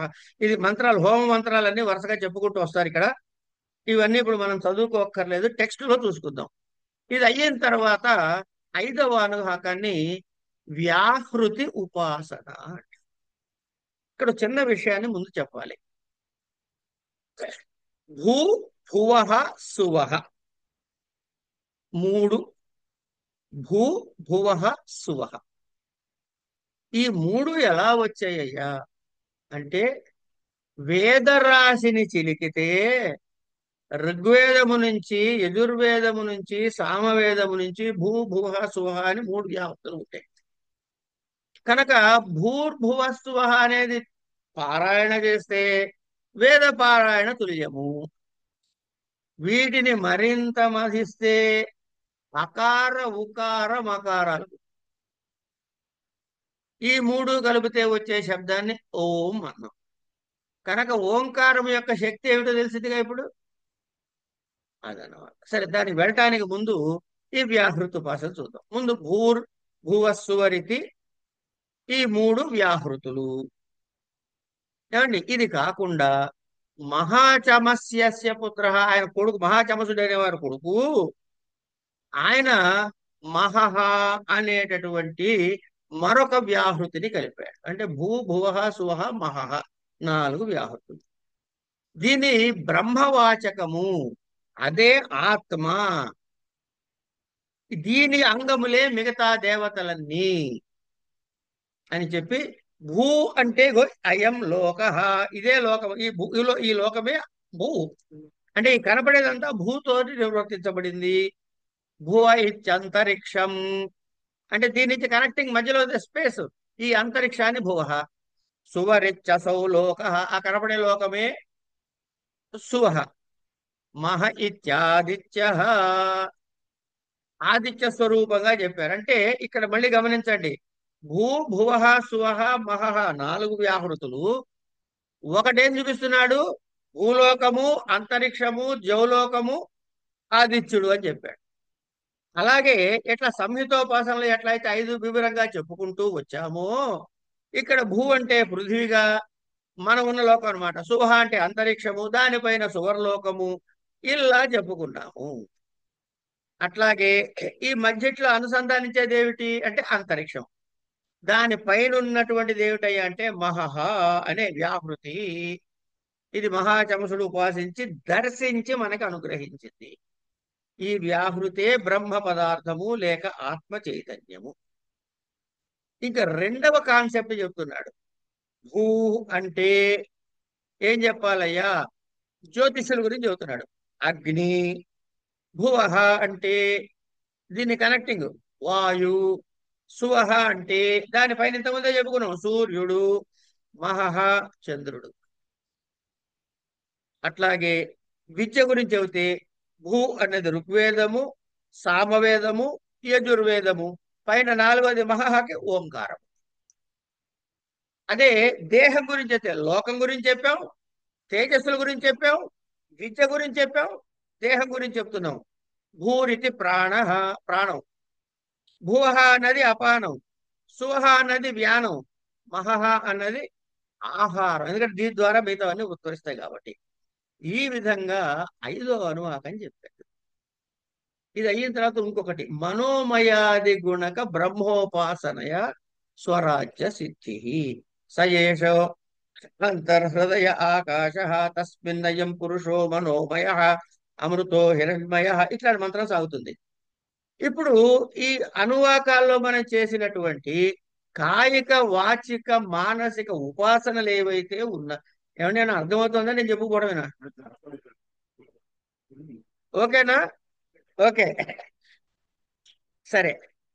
ఈ ఈ అనువాకాల్లో ఈ మానసిక, వాచిక, కాయిక ఉపాసనలు ఏవైతే ఉన్నాయో, యశ్చందసామృషభో విశ్వరూప, అంటే ఈ ఓంకారము వేదములన్నిటిలో కల్లా అత్యుత్తమమైనది అని తెలుసుకున్నాం. ఎందుకు? అది సర్వవ్యాపి. ఎట్లా? అకార ఉకార మకారాల సంధానమే కదా ఓంకారము. అది ఎక్కడి నుంచి వచ్చింది? భూర్భువస్వ నుంచి వచ్చింది కదా. అది ఎక్కడి నుంచి వచ్చింది? వేదాన్ని చిలికితే వచ్చింది అన్నారు. కనుక వేద సారము, వేదము దేన్ని నిర్దేశిస్తుంది? సమస్తాన్ని చెబుతుంది. కనుక ఓంకారం ఏం చెప్తుంది? సమస్తాన్ని చెబుతుంది. ఆ విధంగా ఈ మధించగా మధించగా వచ్చినటువంటి అకార ఉకార మకారాలతో కూడిన ఓంకారం ఉద్భవించిందయ్యా. కనుక ఈ ఓంకారమే సర్వ వేదముల యొక్క సారము అనే విషయాన్ని తెలుసుకోవాలి. ఇంతకీ పరబ్రహ్మ ఎక్కడున్నాడు? Where is his address? I want to know అన్నాం అనుకోండి, నీ హృదయంలోనే ఉన్నాడయ్యా అంటాడు. కనుక ఆ పరమాత్మ చైతన్యం మన హృదయాకాశంలో ఉన్నది. ఇగో ఇది తెలుసుకోవటాన్నే హిరణ్మయోపాసన అంటారు. దీని పేరు హిరణ్మయోపాసన. ఇక్కడ ఎత్రాశోకే శాంతో వివర్తతే వ్యపోహ్యే శీర్షకపాలే భూరిచక్నో ప్రతిష్టతి భో ఇది వాయు. ఈ మంత్రం అని మనం తర్వాత చెప్పుకుందాం.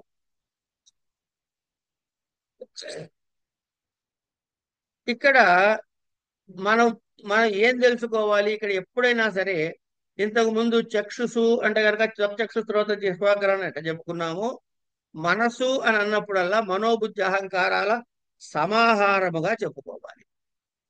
మనోమయము అంటే గనక సంపూర్ణ జ్ఞానము కలిగిన వాడు ఎవరు? ఆ పరమాత్మ హిరణ్యుడు, హిరణ్మయుడు, అమృతుడు. ఆయనకి మరణము లేదు. ఎందుకు? పుట్టలేదు కాబట్టి. అజహ. అట్లాగే ఆయన నిత్యుడు, సత్యము, అమృతము, సత్ చిత్ ఆనంద స్వరూపం. ఇక్కడ జీవుడు ఎట్లా ఉన్నాడు? నీలో ఉన్నాడు. ఆ పరమాత్మ చైతన్యం నీలో ఉన్నది. ఈ జీవుడు ఎలా ముక్తి పొందుతాడు అంటే, ఒకసారి ఇలా కళ్ళు మూసుకుంటే మనకి లోపల ఒక కొండ నాలిక అని ఒకటి కనపడుతూ ఉంటుంది. మనకి కనపడకపోతే ఎదురు నోరు తెరవమని చూస్తే తెలుస్తుంది. ఏమండి? ఒకసారి నోరు తెరవరా అని చెప్పి ఎవరైనా పక్క వాళ్ళు నోరు తెరిస్తే కొండ నాలిక కనపడుతుంది. దీన్ని అంతరేణ తాలూకే ఈ రెండు దవడల మధ్యలో వేలాడుతున్న కొండనాలిక ఉంది. ఈ కొండనాలికలో నుండి ఒక చిన్న గ్యాప్, అవకాశము నుండి పైకి వెళ్ళి, ఇప్పుడు ఆ కొండనాలిక ఎక్కడ ఉంది మీరు మనసులో ఊహించుకోండి. ఇక్కడి నుంచి పైకి వెళ్ళినట్టు ఎక్కడ టచ్ అవుతుంది? ఇక్కడే టచ్ అయ్యేది. ఈ బ్రహ్మరంధ్రం దగ్గరికి వచ్చి, ఈ బ్రహ్మరంధ్రము దగ్గరికి వచ్చి తద్వారా పైకి వెళ్ళి, ఈ వెళ్ళే మార్గాన్ని ఏమంటారయ్య అంటే సుషుమ్నా నాడి అంటారు. ఈ నాడి ద్వారా శరీరములో ఉన్నటువంటి ఉదాన వాయువు, ఏమండి, పైకి తీసుకెళ్లే వాయువు అండి. ఆ ఉదాన వాయువు ద్వారా ఆ జీవ చైతన్యము ఈ నాలిక నుంచి బ్రహ్మరంధ్రము ద్వారా పైకి సుషుమ్నా నాడికి వెళ్ళటం ద్వారా పైకి వెళ్ళి పరమాత్మలో చైతన్యములో కలవటం ముక్తి అన్నారు. ఈ రూట్ మ్యాప్ కు పేరు పెట్టారు. దాని పేరు ఇంద్రయోని. ఏం నేర్చుకోవడానికి వచ్చాడండి? అప్పుడే ఒడుగు చేసుకొచ్చిన కుర్రాడికి మోక్షాన్ని సాధించే మార్గం దాకా చెప్పేశాడు గురువుగారు. అంటే ఎంత బ్రహ్మజ్ఞానాన్ని ప్రసాదించాడు. లౌకిక విద్యలు చెప్పాడు, లౌకిక విద్యలు చెబుతూ అసలు తెలుసుకోవాల్సిన విషయాన్ని కూడా బోధిస్తున్నాడు. ఇలా ఈ బ్రహ్మరంధ్రాన్నే శివుడి ఆవాసమని, ఈ జీవుడే శక్తి స్వరూపమని, ఈ రెండూ కలవడమే శివశక్తి సంయోగమని శాక్తేయులు అంటారు. దీన్నే బ్రహ్మము అని తెలియజేయడానికి వాడే ఇంకొక పదము ఇంద్ర శబ్దం కూడా వాడతారండి. ఇంద్రుడు అంటే ఓన్లీ సింహాసనం మీద కూర్చున్న వాడే కాదు. చైతన్యానికి, పరమాత్మకి, విష్ణువుకి, శివుడికి, పరబ్రహ్మతత్వానికి అన్నిటికి కూడా ఇంద్ర శబ్దం వాడచ్చు. ఇది తెలిసినటువంటి సాధకుడు ఏం చేస్తాడు? ఈ రూట్ తెలిసింది కాబట్టి ఈ ముక్తి లభించే వరకు సాధడు ఆపడు. కానీ ఎన్నో అడ్డంకులు కలుగుతాయి. మంచి పని చేద్దామంటే అడ్డంకులు బోల్డ్ వస్తాయి. ఇవాళ పాఠం చదువుకుందాం వెళ్దాం అనుకుంటున్నానంటే, అబ్బా ఇప్పుడే వెళ్ళాలా, మనం ఎందుకు కూరలకు వెళ్దాం అనుకున్నామే అంటారు ఇంట్లో వాళ్ళు. అయిపోయి లేదా రాత్రి భోజనం ఉండదు.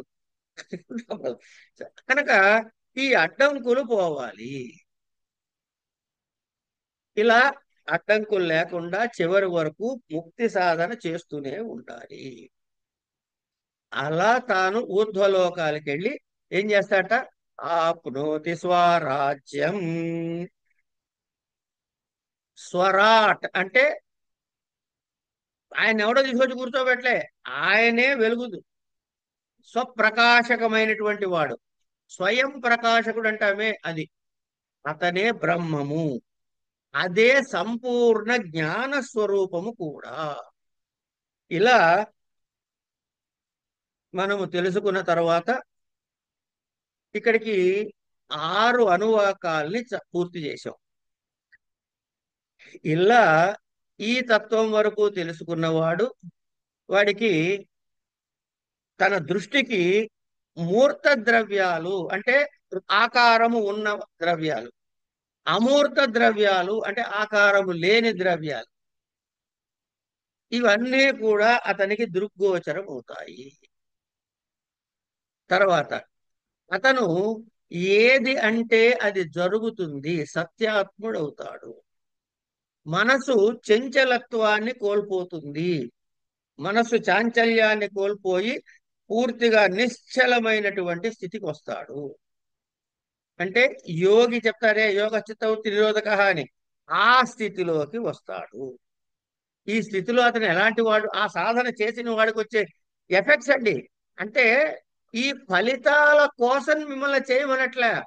ఇవి చెప్పడం ద్వారా ఏంటంటే, ఇప్పుడు నేను ఓ పని చేస్తున్నానండి, ఎంఏ కట్టాను, నేను చదువుతుంటే పాస్ అవుతాను లేదా నాకు నమ్మకం కలగాలిగా.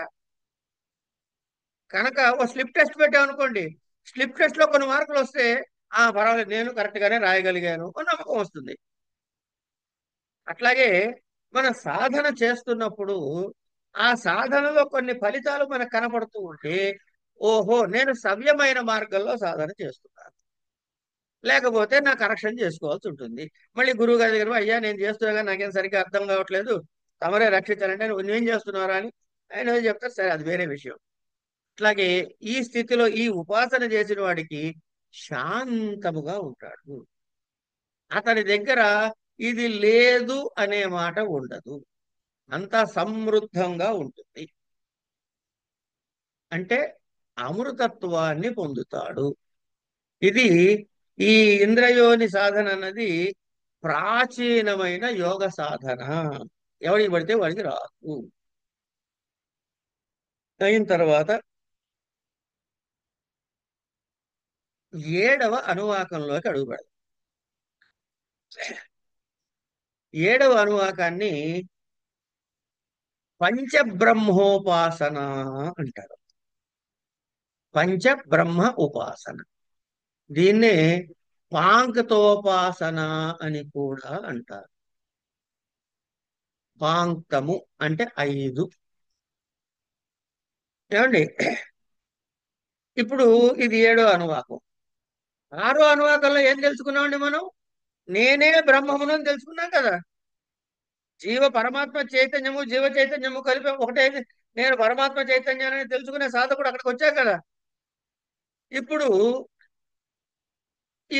ఇది ఎట్లా చూద్దాం, దర్శిద్దాము అంటే,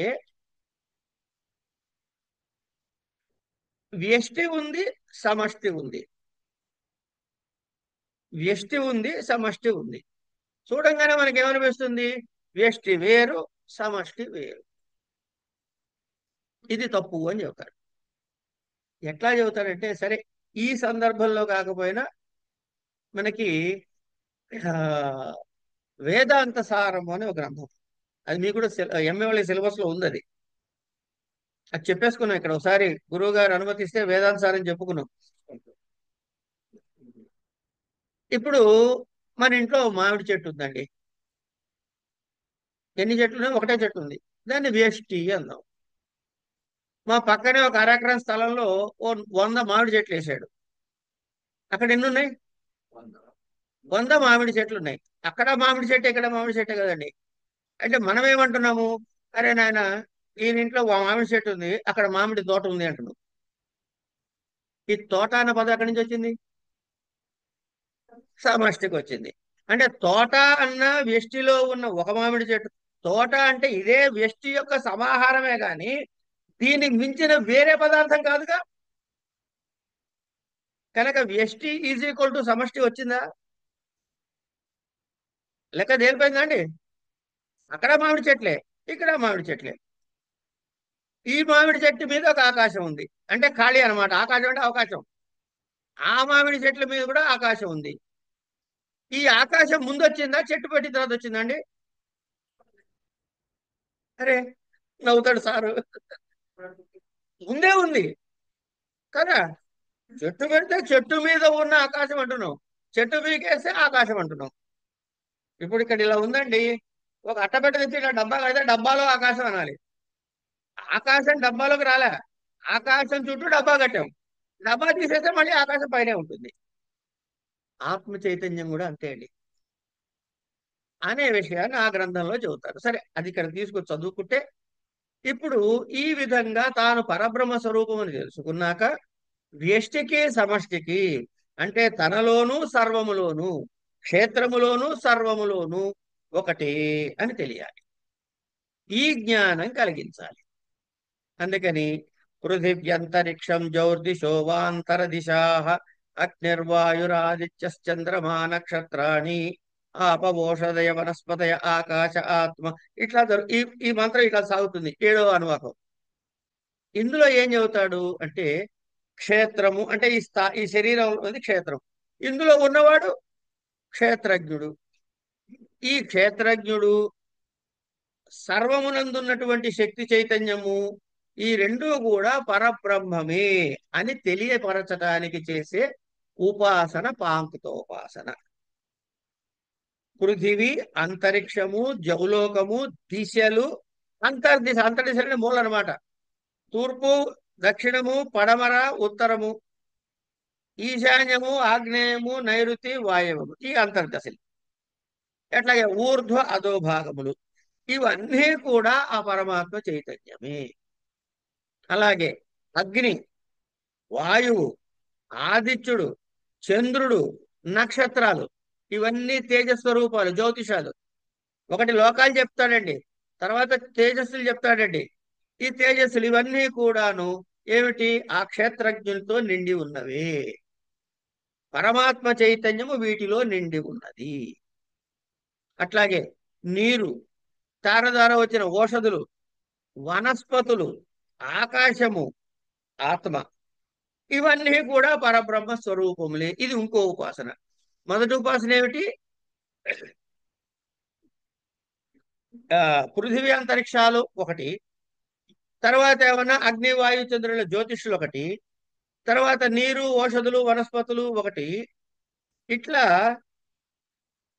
అయిన తర్వాత పంచ ప్రాణాలు, శారీరకంగా ఉపాసకుని యొక్క శారీరకంగా ఉన్నటువంటి ప్రాణ, అపాన, వ్యాన, ఉదాన, సమాన వాయువులు, త్వచక్షు శ్రోత్ర మనోవాక్కాయాలు మొదలైన జ్ఞానేంద్రియాలు, కర్మేంద్రియాలు, పంచమహాభూతాలతో నిర్మితమైన చర్మము, మజ్జ, మాంసము, ఈ కృత్వాలన్నీ కూడా, వీటి అన్నిటి యందు కూడా పరబ్రహ్మ చైతన్యమును దర్శింపచేసేటటువంటిది ఈ పాంక్తోపాసన.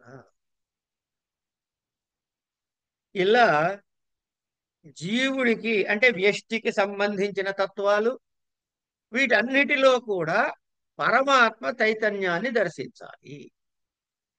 ఇలా వ్యష్టి పాంక్తము అంటే వ్యష్టిగా ఉన్న వాటికి, సమష్టిగా ఉన్న వాటిలో కనపడే వాటికి, ఈ అన్నిటిలో కూడా పరబ్రహ్మ చైతన్యాన్ని దర్శించగలగటము, ఆ శక్తి సాధించటము అన్నది పాంక్తోపాసన యొక్క ప్రధానమైన ఉద్దేశం.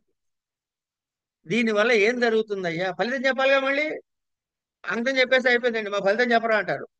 అందుకని ఆయన ఏం చెబుతున్నారంటే, దీనివల్ల అంతఃకరణ శుద్ధి కలుగుతుంది, చిత్త వైశాల్యం సిద్ధిస్తుంది, అంటే సర్వవ్యాపకత్వం అవుతుందన్నమాట. ఇది ఏడవ అనువాకం యొక్క తాత్పర్యం. సూక్ష్మంగా. ఇంకా ఎనిమిదో అనువాకంలోకి వస్తే ఓంకారం గురించి చెబుతున్నారు. ఓంకారం యొక్క గొప్పతనం. ఇవన్నీ గురువు గారి సబ్జెక్ట్ ఇక్కడ. ఓమితి బ్రహ్మ, ఓమీతీదగం సర్వం, ఓమిత్యేతదనుకృతి. ఇట్లా చెప్పుకుంటూ వచ్చి ఓమితి సామాని గాయంతి, ఓగుంశోమితి శస్త్రాణి శగుంసంతి, ఓమిత్యధ్వర్యు ప్రతిగరం ప్రతిగృణాతి, ఓమితి బ్రహ్మ ప్రస్తౌతి. ఇట్లా ఈ ఓంకారం యొక్క వైశిష్ట్యాన్ని చెప్తూ ఇదేమిటయ్యా అంటే బ్రహ్మోపాసన ఏవా అంటాడు. ఓంకారం అన్నది పరబ్రహ్మ స్వరూపము. ఓం అన్నది ప్రత్యక్షముగా గోచరించి సర్వస్వము తానై ఉన్నటువంటిది. ఈ ఓంకారం ఎట్లా వినియోగిస్తారయ్యా అంటే యజ్ఞయాగాదుల యొక్క క్రతువు గురించి చెబుతున్నాడు. ఓ చిన్న ప్రక్రియ గురించి చెబుతూ, ఒక యజ్ఞం చేస్తున్నారు అనుకోండి, ఓ ఇష్టి చేస్తున్నారు అనుకోండి, దీనికి నలుగురు 4 వేదాల వాళ్ళు ఉండాలి, యజమాని ఉండాలి. అంటే మొత్తం ఎంతమంది ఉంటారంటే 18 మంది ఉంటారండి. Minimum number 18. ఒక్కొక్క వేదానికి ఒక ప్రధానమైనటువంటి ఆయన, అధ్వర్యు, హోత, బ్రహ్మ, ఆ, ఇట్లా ఈ నలుగురు ఉంటారు. వాళ్ళకి హెల్పర్స్ ముగ్గురు ముగ్గురు. అంచేత ఒక వేదానికి నలుగురు ప్రధానము, ముగ్గురు సహాయకులు. 16 అయింది అక్కడికి. యజమాని, యజమాన పత్ని 18. ఇప్పుడు ఈయన ఏమైనా చెయ్యాలనుకోండి, నేను చేయనా అని అడుగుతాడు. అది చెయ్యమని చెప్పడానికి ఆయన ఏమంటాడు? ఓం అంటాడు. ఏమండి? లేదు, ఇది సరిగ్గానే ఉందా అని ఆయన అడుగుతాడు. ఓం అంటాడు బ్రహ్మగారు. ఓ మంత్రం చెప్పి ఆహుతులు ఇవ్వాలి, వెయ్యరా అని పర్మిషన్ అడుగుతాడు. ఓం అంటాడు ఆయన. అని ఇట్లా వీళ్ళందరూ కూడా తమ అంగీకారాన్ని, యజ్ఞాలలో సామవేద శస్త్రాలు చదువుతున్నవారు ఓం అని అధ్వర్యుడు అంటాడు. ఇట్లా బ్రహ్మగారు మంత్రాలు చదవని చెప్పడానికి ఓం అంటాడు. ఇట్లా ఈ ఓంకార శబ్దమే వినిర్జమవుతుంది. ఎందుకంటే అది పరబ్రహ్మ స్వరూపము కనుక, ఈశ్వర శబ్దము కనుక. ఈశ్వరుడు అంటే ముక్కంటి కాదు, విష్ణువు అంటే నామాలు పెట్టుకున్నవాడు కాదు. ఈశ్వరుడు అంటే అన్నిటి మీద ఈశ్వత్వము, అంటే దాని మీద అధికారము కలిగినటువంటి చైతన్యము. విష్ణువు అంటే సర్వవ్యాపకమైన చైతన్యము. ఈ రెండు పేర్లకి వేరే అర్థాలు చెప్పుకొని కొట్టుకు చచ్చిపోవడం మానేద్దాము. కనుక ఈ ఈశ్వర చైతన్యాన్ని మనకి ఇక్కడ అనుసంధానం చేస్తున్నారు. కనుక ఈ శబ్దము మీద శ్రద్ధ కలిగిన వారు ఆ ఓంకారం యొక్క మహిమని తెలుసుకుని అనుష్ఠానము చెయ్యాలి. అంటే ఓంకారం ఏమిటా? బ్రహ్మ పదార్థము యొక్క శబ్ద స్వరూపము ఓంకారం అన్నాడు. బ్రహ్మ చైతన్యము యొక్క శబ్ద స్వరూపము ఓంకారము. అని ఇట్లా ఎవరెవరు ఏ మంత్రాలు చదువుతారు, ఎట్లా చెప్తారు, ఈ శస్త్రాలు ఏమిటి, ఆ గణాలు, ఆ వివరాలని చెబుతారు. దాన్ని ప్రత్యేకంగా ఇక్కడ మనం చదువుకోవాల్సిన అవసరం లేదు. తాత్పర్యం చెప్పుకోవాలంటే యజ్ఞయాగాది ప్రక్రియలలోని సమస్త వేదముల యొక్క వారి వారి భాగముల వినియోగమునందు అంగీకార సూచకముగా చెప్పేటటువంటివి ఓంకారమే. ఈ ఓంకారము బ్రహ్మమని, ఓంకారం యొక్క ప్రాశస్త్యాన్ని, యజ్ఞములలో ఓంకారం యొక్క ప్రాధాన్యతని మనకి 8వ అనువాకం తెలియజేసింది. చేసిన తర్వాత 9వ అనువాకానికి వచ్చాం. 9వ అనువాకం స్వాధ్యాయ ప్రశంస అంటారు. ఇది ఎంత ముఖ్యమైనటువంటిదంటే, ఒక విధంగా ఏమనుకోకపోతే, ఈ యొక్క వల్లిని, శిక్షావల్లిని నోటికి చేసి రోజు ఒక్కసారన్నా అనుకుంటూ ఉండగలిగితే ఇది లాంగ్ రన్ లో ఇచ్చేటటువంటి లాభము అనల్పమైనటువంటిది. కారణం ఏంటంటే, ఇందాక చెప్పామే, శివలింగాన్ని పూజ చేస్తున్నప్పుడు, సాలగ్రామాన్ని పూజ చేస్తున్నప్పుడు, ముందులో తెచ్చినప్పుడు మేము మన నర్మదకి వెళ్ళినప్పుడు అక్కడ కొనుక్కొచ్చామండి అని అంటాం. ఏమండి? ఏం మొహమాట పడక్కర్లే, మనం చేసే పని ఇదే. మనం అంటే మన దృష్టి ఇంకా రాయి మీదే ఉంది. అక్కడ విష్ణువు రాలే, ఇంకా రాయి వచ్చాడు. కొన్నాళ్ళు చేయగా చేయగా దాని మీద శ్రద్ధ కలుగుతుంది. అప్పుడు విష్ణువు కనపడటం మొదలెడతాడు, రాయి మాయమైపోతుంది. మా ఇంట్లో మట్టి తెచ్చి పెట్టేవాడిని శివుని చేయటానికి. అప్పుడు మట్టే ఉన్నాడు, అక్కడ శివుడు లేడు. ఎప్పుడైతే చేతిలో శివలింగాన్ని పెట్టిన తర్వాత ఆపాతాళ నభస్థలాంత భువన బ్రహ్మాండం అన్నామో,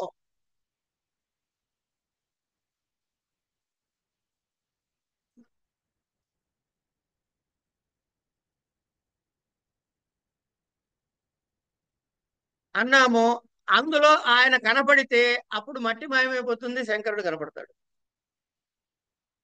ఇలా సరే, ఇవన్నీ చెప్పుకున్నాం కదా. ఇప్పుడు ఇది అనుభవంలోకి రావాలంటే ఏం చేయాలంటే స్వాధ్యాయం చేయాలి. ఇక చెప్తున్నాడు వరుసగా: ఋతంచ స్వాధ్యాయ ప్రవచనే చ, సత్యంచ స్వాధ్యాయ ప్రవచనే చ, తపశ్చ స్వాధ్యాయ ప్రవచన, ఇది మొత్తం చదువుతా. దమశ్చ స్వాధ్యాయ ప్రవచనే చ, శమశ్చ స్వాధ్యాయ ప్రవచనే చ, అగ్నయశ్చ స్వాధ్యాయ ప్రవచనే చ, మానుషంచ స్వాధ్యాయ ప్రవచనే చ, ప్రజా చ స్వాధ్యాయ ప్రవచనే చ, సత్యమితి సత్యవాచారాధీతరః, అప ఇతి తపో నిత్యః పౌరిశిష్టి. వీళ్ళందరూ ఋషులండి. రాధీతరః పౌరిశిష్టి స్వాధ్యాయ ప్రవచనే ఏ వేతి నాకో మౌద్గల్యః తద్ధి తపః తద్ధి తపః. మౌద్గల్యుడు ఏం చెప్పాడు? తద్ధి తపః అని చెప్పాడు. ఎన్నైతే రకరకాల ఉపాసనలు ఇప్పటిదాకా మనం చెప్పుకున్నామో అవన్నీ కూడా విద్యార్థి తన విద్యాభ్యాసం పూర్తయిన తర్వాత ఆయనకి గురువు గారు ఇచ్చేటటువంటి ఏంటి ఉపదేశం ఏమిటయ్యా అంటే, ఏం చెయ్యాలి, ఎలా ప్రవర్తించాలి అనే విషయాన్ని ఇక్కడ చెబుతున్నాడు. రోజు చదువుకోవడం యొక్క ఇంపార్టెన్స్, స్వాధ్యాయం యొక్క ఇంపార్టెన్స్ చెబుతున్నాడు. కనుక గురుకులంలో చదువుకున్న విద్యకి, గురుకులం వదిలేసిన తర్వాత కూడా నువ్వు మర్చిపోకుండా నాయన ప్రతి నిత్యము కూడా అధ్యయనం చేస్తూ ఉండు. చేసేస్తున్నానండి కాదు, బోధించు. ఎందుకంటే చిన్న అంటే అవుట్ ఆఫ్ ది కాంటెక్స్ట్ అంటారే, అట్లా ఒకసారి పక్కకెళ్ళి శాఖా చంకరణం పక్కకెళ్ళి వస్తావు ఒకసారి. మనకి చాలా మందికి అనేక వ్రతాలు ఉంటాయి ఇళ్లలో. కొన్ని కొన్ని కామన్ వ్రతాలు ఉంటాయి. సత్యనారాయణ వ్రతము కామన్ వ్రతం, కానీ అనంత వ్రతము కొంత ఇళ్లలోనే ఉంటుంది. ఏమంటే ఏదో అక్కల ముత్తైదులు అంటారు, అవి కొన్ని ఇళ్లలోనే ఉంటాయి. ఏవో ఇట్లా కొన్ని వ్రతాలు కొన్ని ఉంటాయి. ఈ వ్రతాల్లో చివరిలో ఒక కథ ఉంటుంది. ఈ కథను చదివితే, ఇప్పుడు అనంత పద్మనాభ స్వామి వ్రతం ఉందనుకోండి, అందులో ఏమంటాడు? ఒక దున్నపోతు మంచి గడ్డిలో ఉండి తిరుగుతోంది, కానీ తినటానికి చుట్టూ గడ్డి ఉన్నా తినలేకపోతోంది అంటాడు. ఎందుకురా అంటే చదువుకున్న విద్యని ఇంకెవరికి చెప్పకుండా చచ్చిపోయాడు కాబట్టి. అంటే అక్కడ బాధ ఏమిటి? అమ్మో నేను ఎప్పుడు దున్నపోతలా పుట్టాలి అనుకోవటం కాదు, చదువుకున్నది నేర్పించాలి అనేది మనకి పాఠం అక్కడ.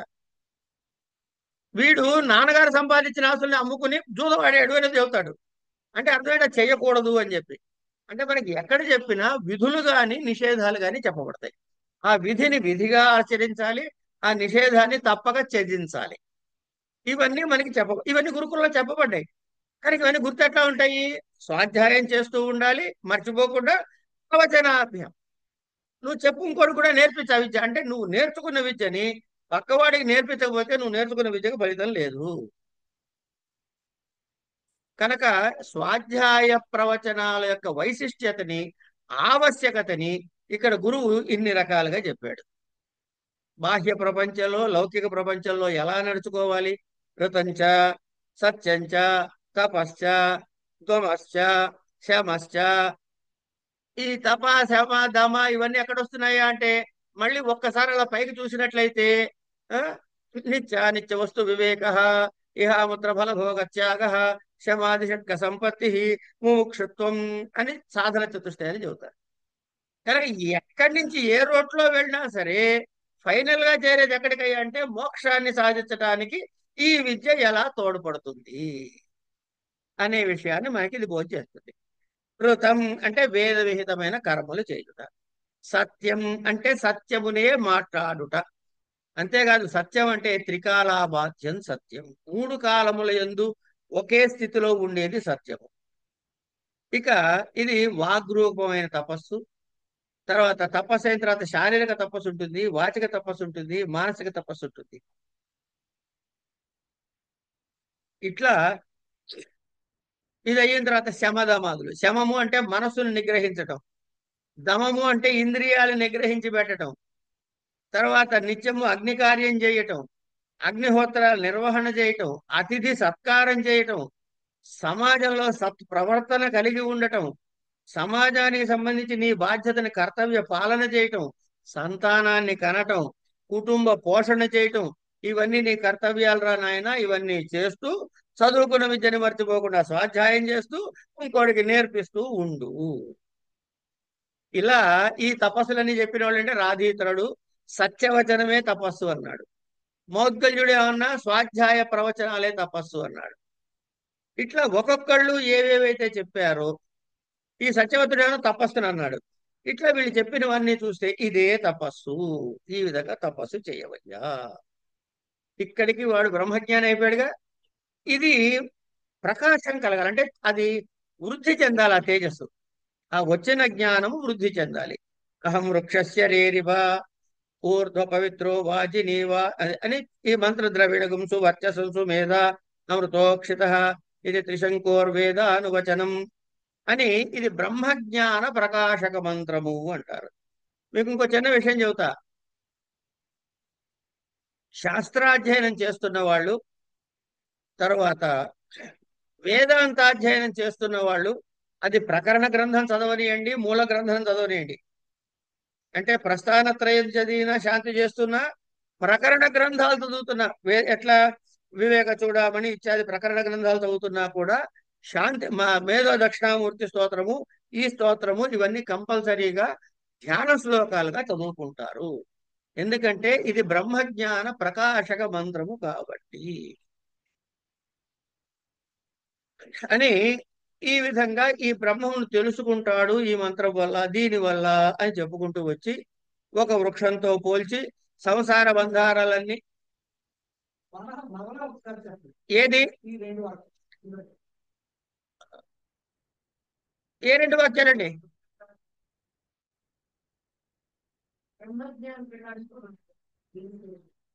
ఆ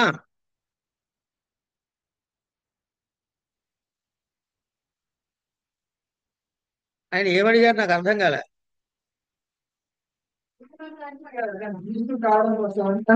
ఏంటి అడిగారు నాకు అర్థం కాలే అంటున్నా. ఒక మాట చెప్పండి.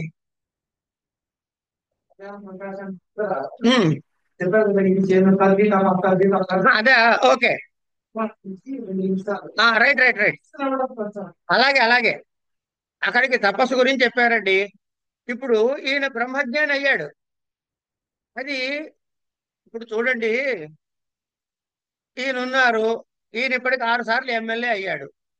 నేనేదో అనుకోకుండా ఫ్లూక్ లో మొదటిసారి నా జీవితంలో ఎమ్మెల్యే అయ్యా. ఇద్దరం ఎమ్మెల్యే వెళ్ళమే, కానీ నాకేం తెలుసు కాదు, ఆయన బాగా తెలుసు. అవునా కదా? కనుక జ్ఞానము కలగ్గానే సరిపోదు, దాని లోతులు తెలియాలి, అది రూఢి కావాలి, అది జారిపోకుండా ఉండాలి. కనుక కలిగిన బ్రహ్మజ్ఞానము ప్రకాశకత్వము కొరకు చెప్పే మంత్రము ఇది. అహం వృక్షస్య రేరివ అని ఈ మంత్రము. ఇది వేదాధ్యయనము చేస్తున్నప్పుడు, వేదాంత శ్రవణము చేస్తున్నప్పుడు, వేదాంత శ్రవణము చేస్తున్నప్పుడు అది ప్రస్థానత్రయము కానీ ప్రకరణ గ్రంథాలు కానీ ఏది చేస్తున్నా సరే ధ్యాన శ్లోకములుగా ఈ మంత్రాలు చెబుతారు. ఇది అయిన తర్వాత ఇదేంటి, చెట్టు పైకి, సంసారం అనే చెట్టు తల కిందులు అంటే ఆకులు పైన ఉంటాయట, వేళ్ళు పైన ఉంటాయట, ఆకులు కింద ఉంటాయట. అసలు ఇది ఎట్లా కుదురుతుందండి? అది చెప్పాడు, మనం నమ్మేటివేనా? ఒక మాట మనలో మన మాట అనుకోవాలి కదా కాసేపు. ఆయన అన్నాడేమో నమ్మేటివే. అంటే దీన్ని కార్యకారణ సంబంధము అంటారు. మొట్టమొదట ఉన్నది ఏమిటి? ఒక్క నిమిషం. ఇక్కడ మనకు కనపడుతున్న ప్రపంచం ఎట్లా ఉంది అంటే పంచభూతాత్మకమైనది ప్రపంచము. ఏమైనా అభ్యంతరం ఉందా ఈ మాటలో? ఈ పంచభూతాలు దేని నుంచి పుట్టాయ్యా అంటే పంచ తన్మాత్రల నుంచి పుట్టాయండి అంటాడు. ఇప్పుడు పంచభూతములు ఈ జగత్తు, ఇది దేని నుంచి పుట్టింది?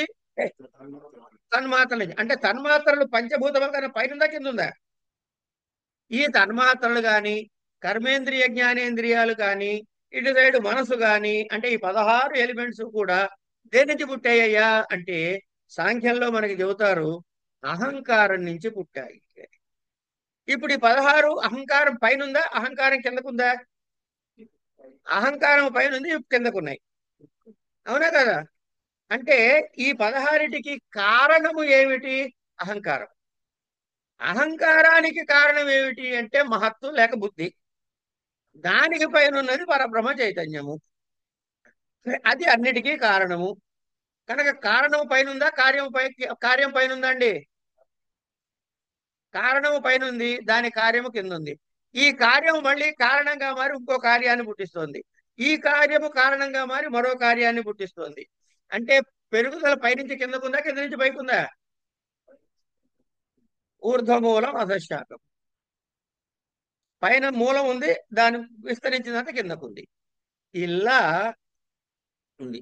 కనుక నేను ఈ సంసార వృక్షాన్ని ఛేదిస్తాను, నేను అత్యుత్తమైన కీర్తిని సాధిస్తాను, నా జ్ఞానము నన్ను పవిత్రుని చేసింది, నేను సూర్యుడిలాగా కుమరుణ్ణి పవిత్రుణ్ణి, నా జ్ఞాన సంపద బాగా మేల్కొందుగాక, నాకు మంచి మేధస్సు కలుగ్గాక అనేటటువంటి ప్రార్థనలతో చేసినటువంటి ఇది బ్రహ్మజ్ఞాన ప్రకాశక మంత్రము అంటారు.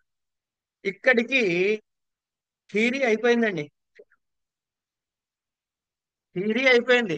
గురువు గారు చెప్పాల్సినవన్నీ చెప్పేశాడు. ఏబిసిడి దగ్గర మొదలెట్టి ఆ, అన్నీ చెప్పేశాడు. ఇప్పుడు ఈయన బయటికి వెళ్ళాల్సిన సమయం వచ్చింది. బయటికి వెళ్ళాల్సిన సమయం అంటే వెళ్ళేటప్పుడు గురువు గారు బోధించాలి. ఇది చాలా ముఖ్యమైనటువంటి విషయం.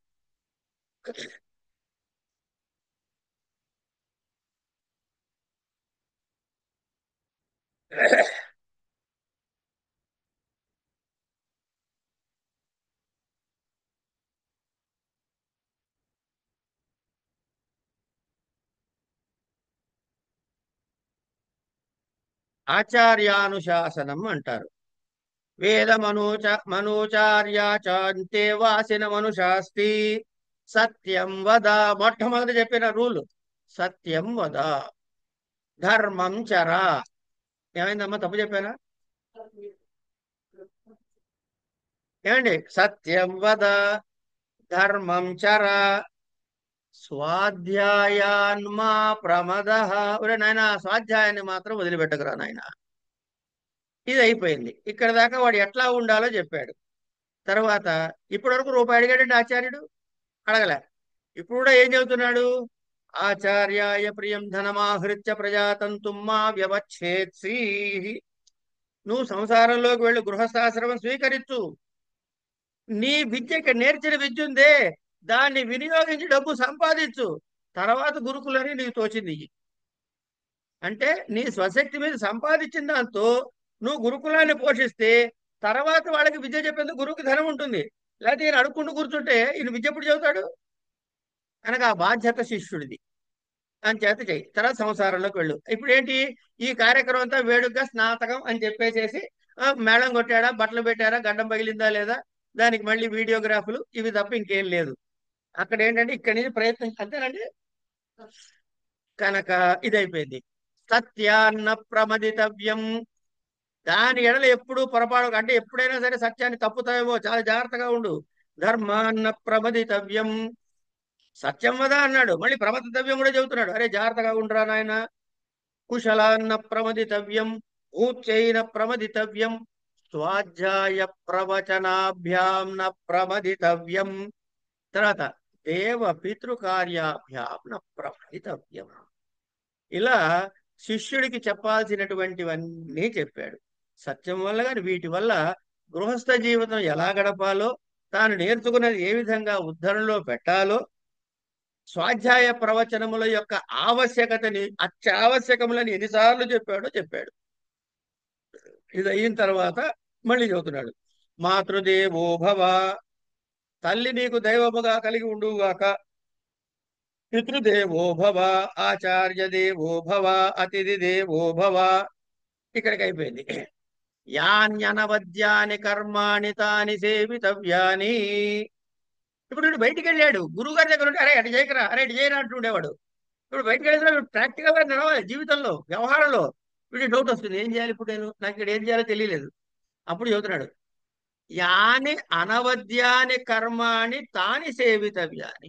అంటే వాడు చెప్పింది కాదు, ఎవరైతే ఏ దోషము లేనటువంటి ప్రవర్తన కలిగిన వాళ్ళు ఉన్నారో వాళ్ళు చేసినట్టుగా చెయ్యి. అంతేకాదు నో ఇతరాని, ఇంకేం చెయ్యకు. అంటే నేను మాత్రం ఇలా చేస్తాను, నువ్వు వేరేగా చేయరా అని చెబితే చేయొద్దు. తర్వాత యస్మాగుం సుచరితాని తాని తవ్యోపాస్యాని, తాని త్వయోపాస్యాని నో ఇతరాణి. తర్వాత ఎవరి దగ్గర నేర్చుకోవాలయ్యా ఇవన్నీ అంటే చెబుతున్నారు చూడండి. ఏ కే చాస్మశ్రేయాంసో బ్రాహ్మణాః తేషాం త్వయాసనేన ప్రశ్వసితవ్యం శ్రద్ధయా దేయం అశ్రద్ధయా దేయం. అదేయం అండి, శ్రియా దేయం హ్రియా దేయం ధియా దేయం సంవిదా దేయం. ఎట్లా ఇవ్వాలట అంటే గురువు గారి దగ్గరికి వెళ్ళి, తల్లినే నీవు దైవముగా భావించవయ్యా, అతిథుల్ని సత్కారం చేయవయ్యా, సదాచార్యం పాటించవయ్యా, పెద్దవాళ్ళు ఏ విధంగా నడుచుకుంటారో ఆ విధంగా నడుచుకోవయ్యా, దాన ధర్మాలు చెయ్యవయ్యా. ఎలా చెయ్యాలి, నీ స్థితిగతులకి తగ్గట్టుగా చెయ్యి, అహంకారం లేకుండా చెయ్యి, శ్రద్ధగా చెయ్యి, సిగ్గుపడుతూ చెయ్యి. సిగ్గుపడుతూ చేయటం ఎందుకంటే అయ్యో నేను ఇంతకన్నా చేయలేకపోతున్నానే అని సిగ్గుపడుతుంది. సంవిధాధ్యేయం. ఇట్లా చెప్పిన తర్వాత ఇప్పుడు మన వర్క్ స్పియర్ లో ప్రాబ్లమ్స్ వస్తాయి, అవి ఎట్లా ట్యాకిల్ చేయాలి అంటే ఇక్కడ చెబుతున్నాడు. అథ ఏది కర్మ విచికిత్సావా వృత్తి విచికిత్సావా. అంటే నువ్వు కర్తవ్య నిర్వహణలో కానీ లేకపోతే సదాచారాల్ని ఆచరించడంలో కానీ నీకేమైనా డౌట్లు వస్తే, అథ యది తే కర్మ విచికిత్సావా వృత్తి విచికిత్సావా స్యాత్ ఏ తత్ర బ్రాహ్మణాః సమ్మర్షిణః. ఏమండి, ఏ తత్ర బ్రాహ్మణాః సమ్మర్షిణః, ఉత్తమమైన విచారము కలిగినటువంటి వాళ్ళు, అలాంటి వాళ్ళు యుక్త అయుక్త అలూక్ష, లు అదండి రు అనమాట, అరూక్ష యాక్చువల్ గా ప్రకారానికి లకారానికి అలూక్ష అనే ఉంటుంది. ధర్మ కామాస్యు, వీళ్ళు ఈ టైపు వాళ్ళు. యథాతే తత్ర వర్తేరన్, వాళ్ళు ఎలా నడుచుకుంటారో తథా తత్ర వర్తేత, నువ్వు కూడా అలాగే నడుచుకో. అంటే నీకు ఏమైనా డౌట్ వస్తే ఎవరిని అడగాలి, పెద్దలు ఏం చేశారో అది నువ్వు ఆచరించవయ్యా. అట్లాగే నీకు ఎక్కడ డౌట్ వచ్చినా సరే ఇలాగే. ఇదేంట, ఏష ఆదేశ ఏష ఉపదేశ. అదేంటండి, ఆదేశం ఉపదేశం రెండు పక్క పక్కన చెప్పాడు. ఆదేశం ఏమన్నా శాస్త్రం చెప్పింది, ఉపదేశం ఏమన్నా గురువు చేసింది. ఇట్లా ఏష వేదోపనిషత్, ఇది నేను చెప్పింది కాదయ్యా, వేదము చెప్పింది, ఉపనిషత్తులు చెప్పింది. ఏతదనుశాసనం ఏవముపాసితవ్యం, ఇది నీవు అనుసరించవలసినటువంటిది అని శిష్యుణ్ణి బయటికి పంపిస్తాడు. అయిన తర్వాత మొట్టమొదటి శాంతి మంత్రం చదివాం మనం. ఏమని, శం నో మిత్ర శం వరుణ శం నో భవత్వర్యమా శం న ఇంద్రో బృహస్పతి శం నో విష్ణురుక్రమ నమో బ్రహ్మణే నమస్తే వాయు త్వమేవ ప్రత్యక్షం బ్రహ్మాసి. ఏమండి, ఇక్కడ దాకా కామన్. 1వ అనువాకము 12వ అనువాకము ఇక్కడ దాకా కామన్.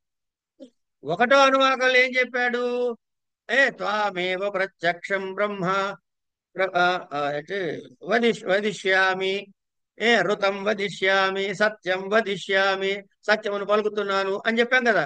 ఇక్కడ త్వామేవ ప్రత్యక్షం బ్రహ్మావాదిశం ఋతమవాదిశం సత్యమవాదిశం తన్మా ఆవీత్. అక్కడ తన్మాం అవతు అని అడిగాడు, ప్రార్థించాడు. తన్మామావీత్, రక్షించావు నన్ను. తద్వక్తారమావీత్, మా గురుగారిని రక్షించావు. ఆవీన్ మాం, నన్ను రక్షించావు.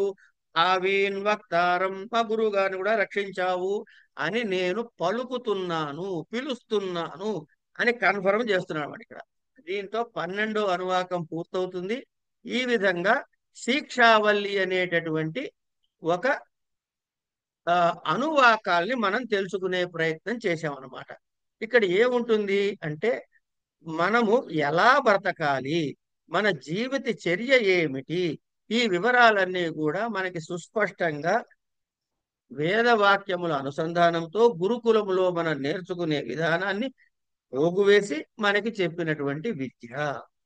ఈ విధంగా మనము ఆచరణలో పెట్టినట్లయితే మనలో కలిగే మార్పులు, మనలో కలిగే జ్ఞాన వృద్ధి ఇత్యాది అన్నీ కూడాను అనుభవంలోకి తప్పకుండా వస్తాయి అని చెప్పి 6:50 అయింది కాబట్టి ఇక్కడికి ఆపేస్తున్నాను.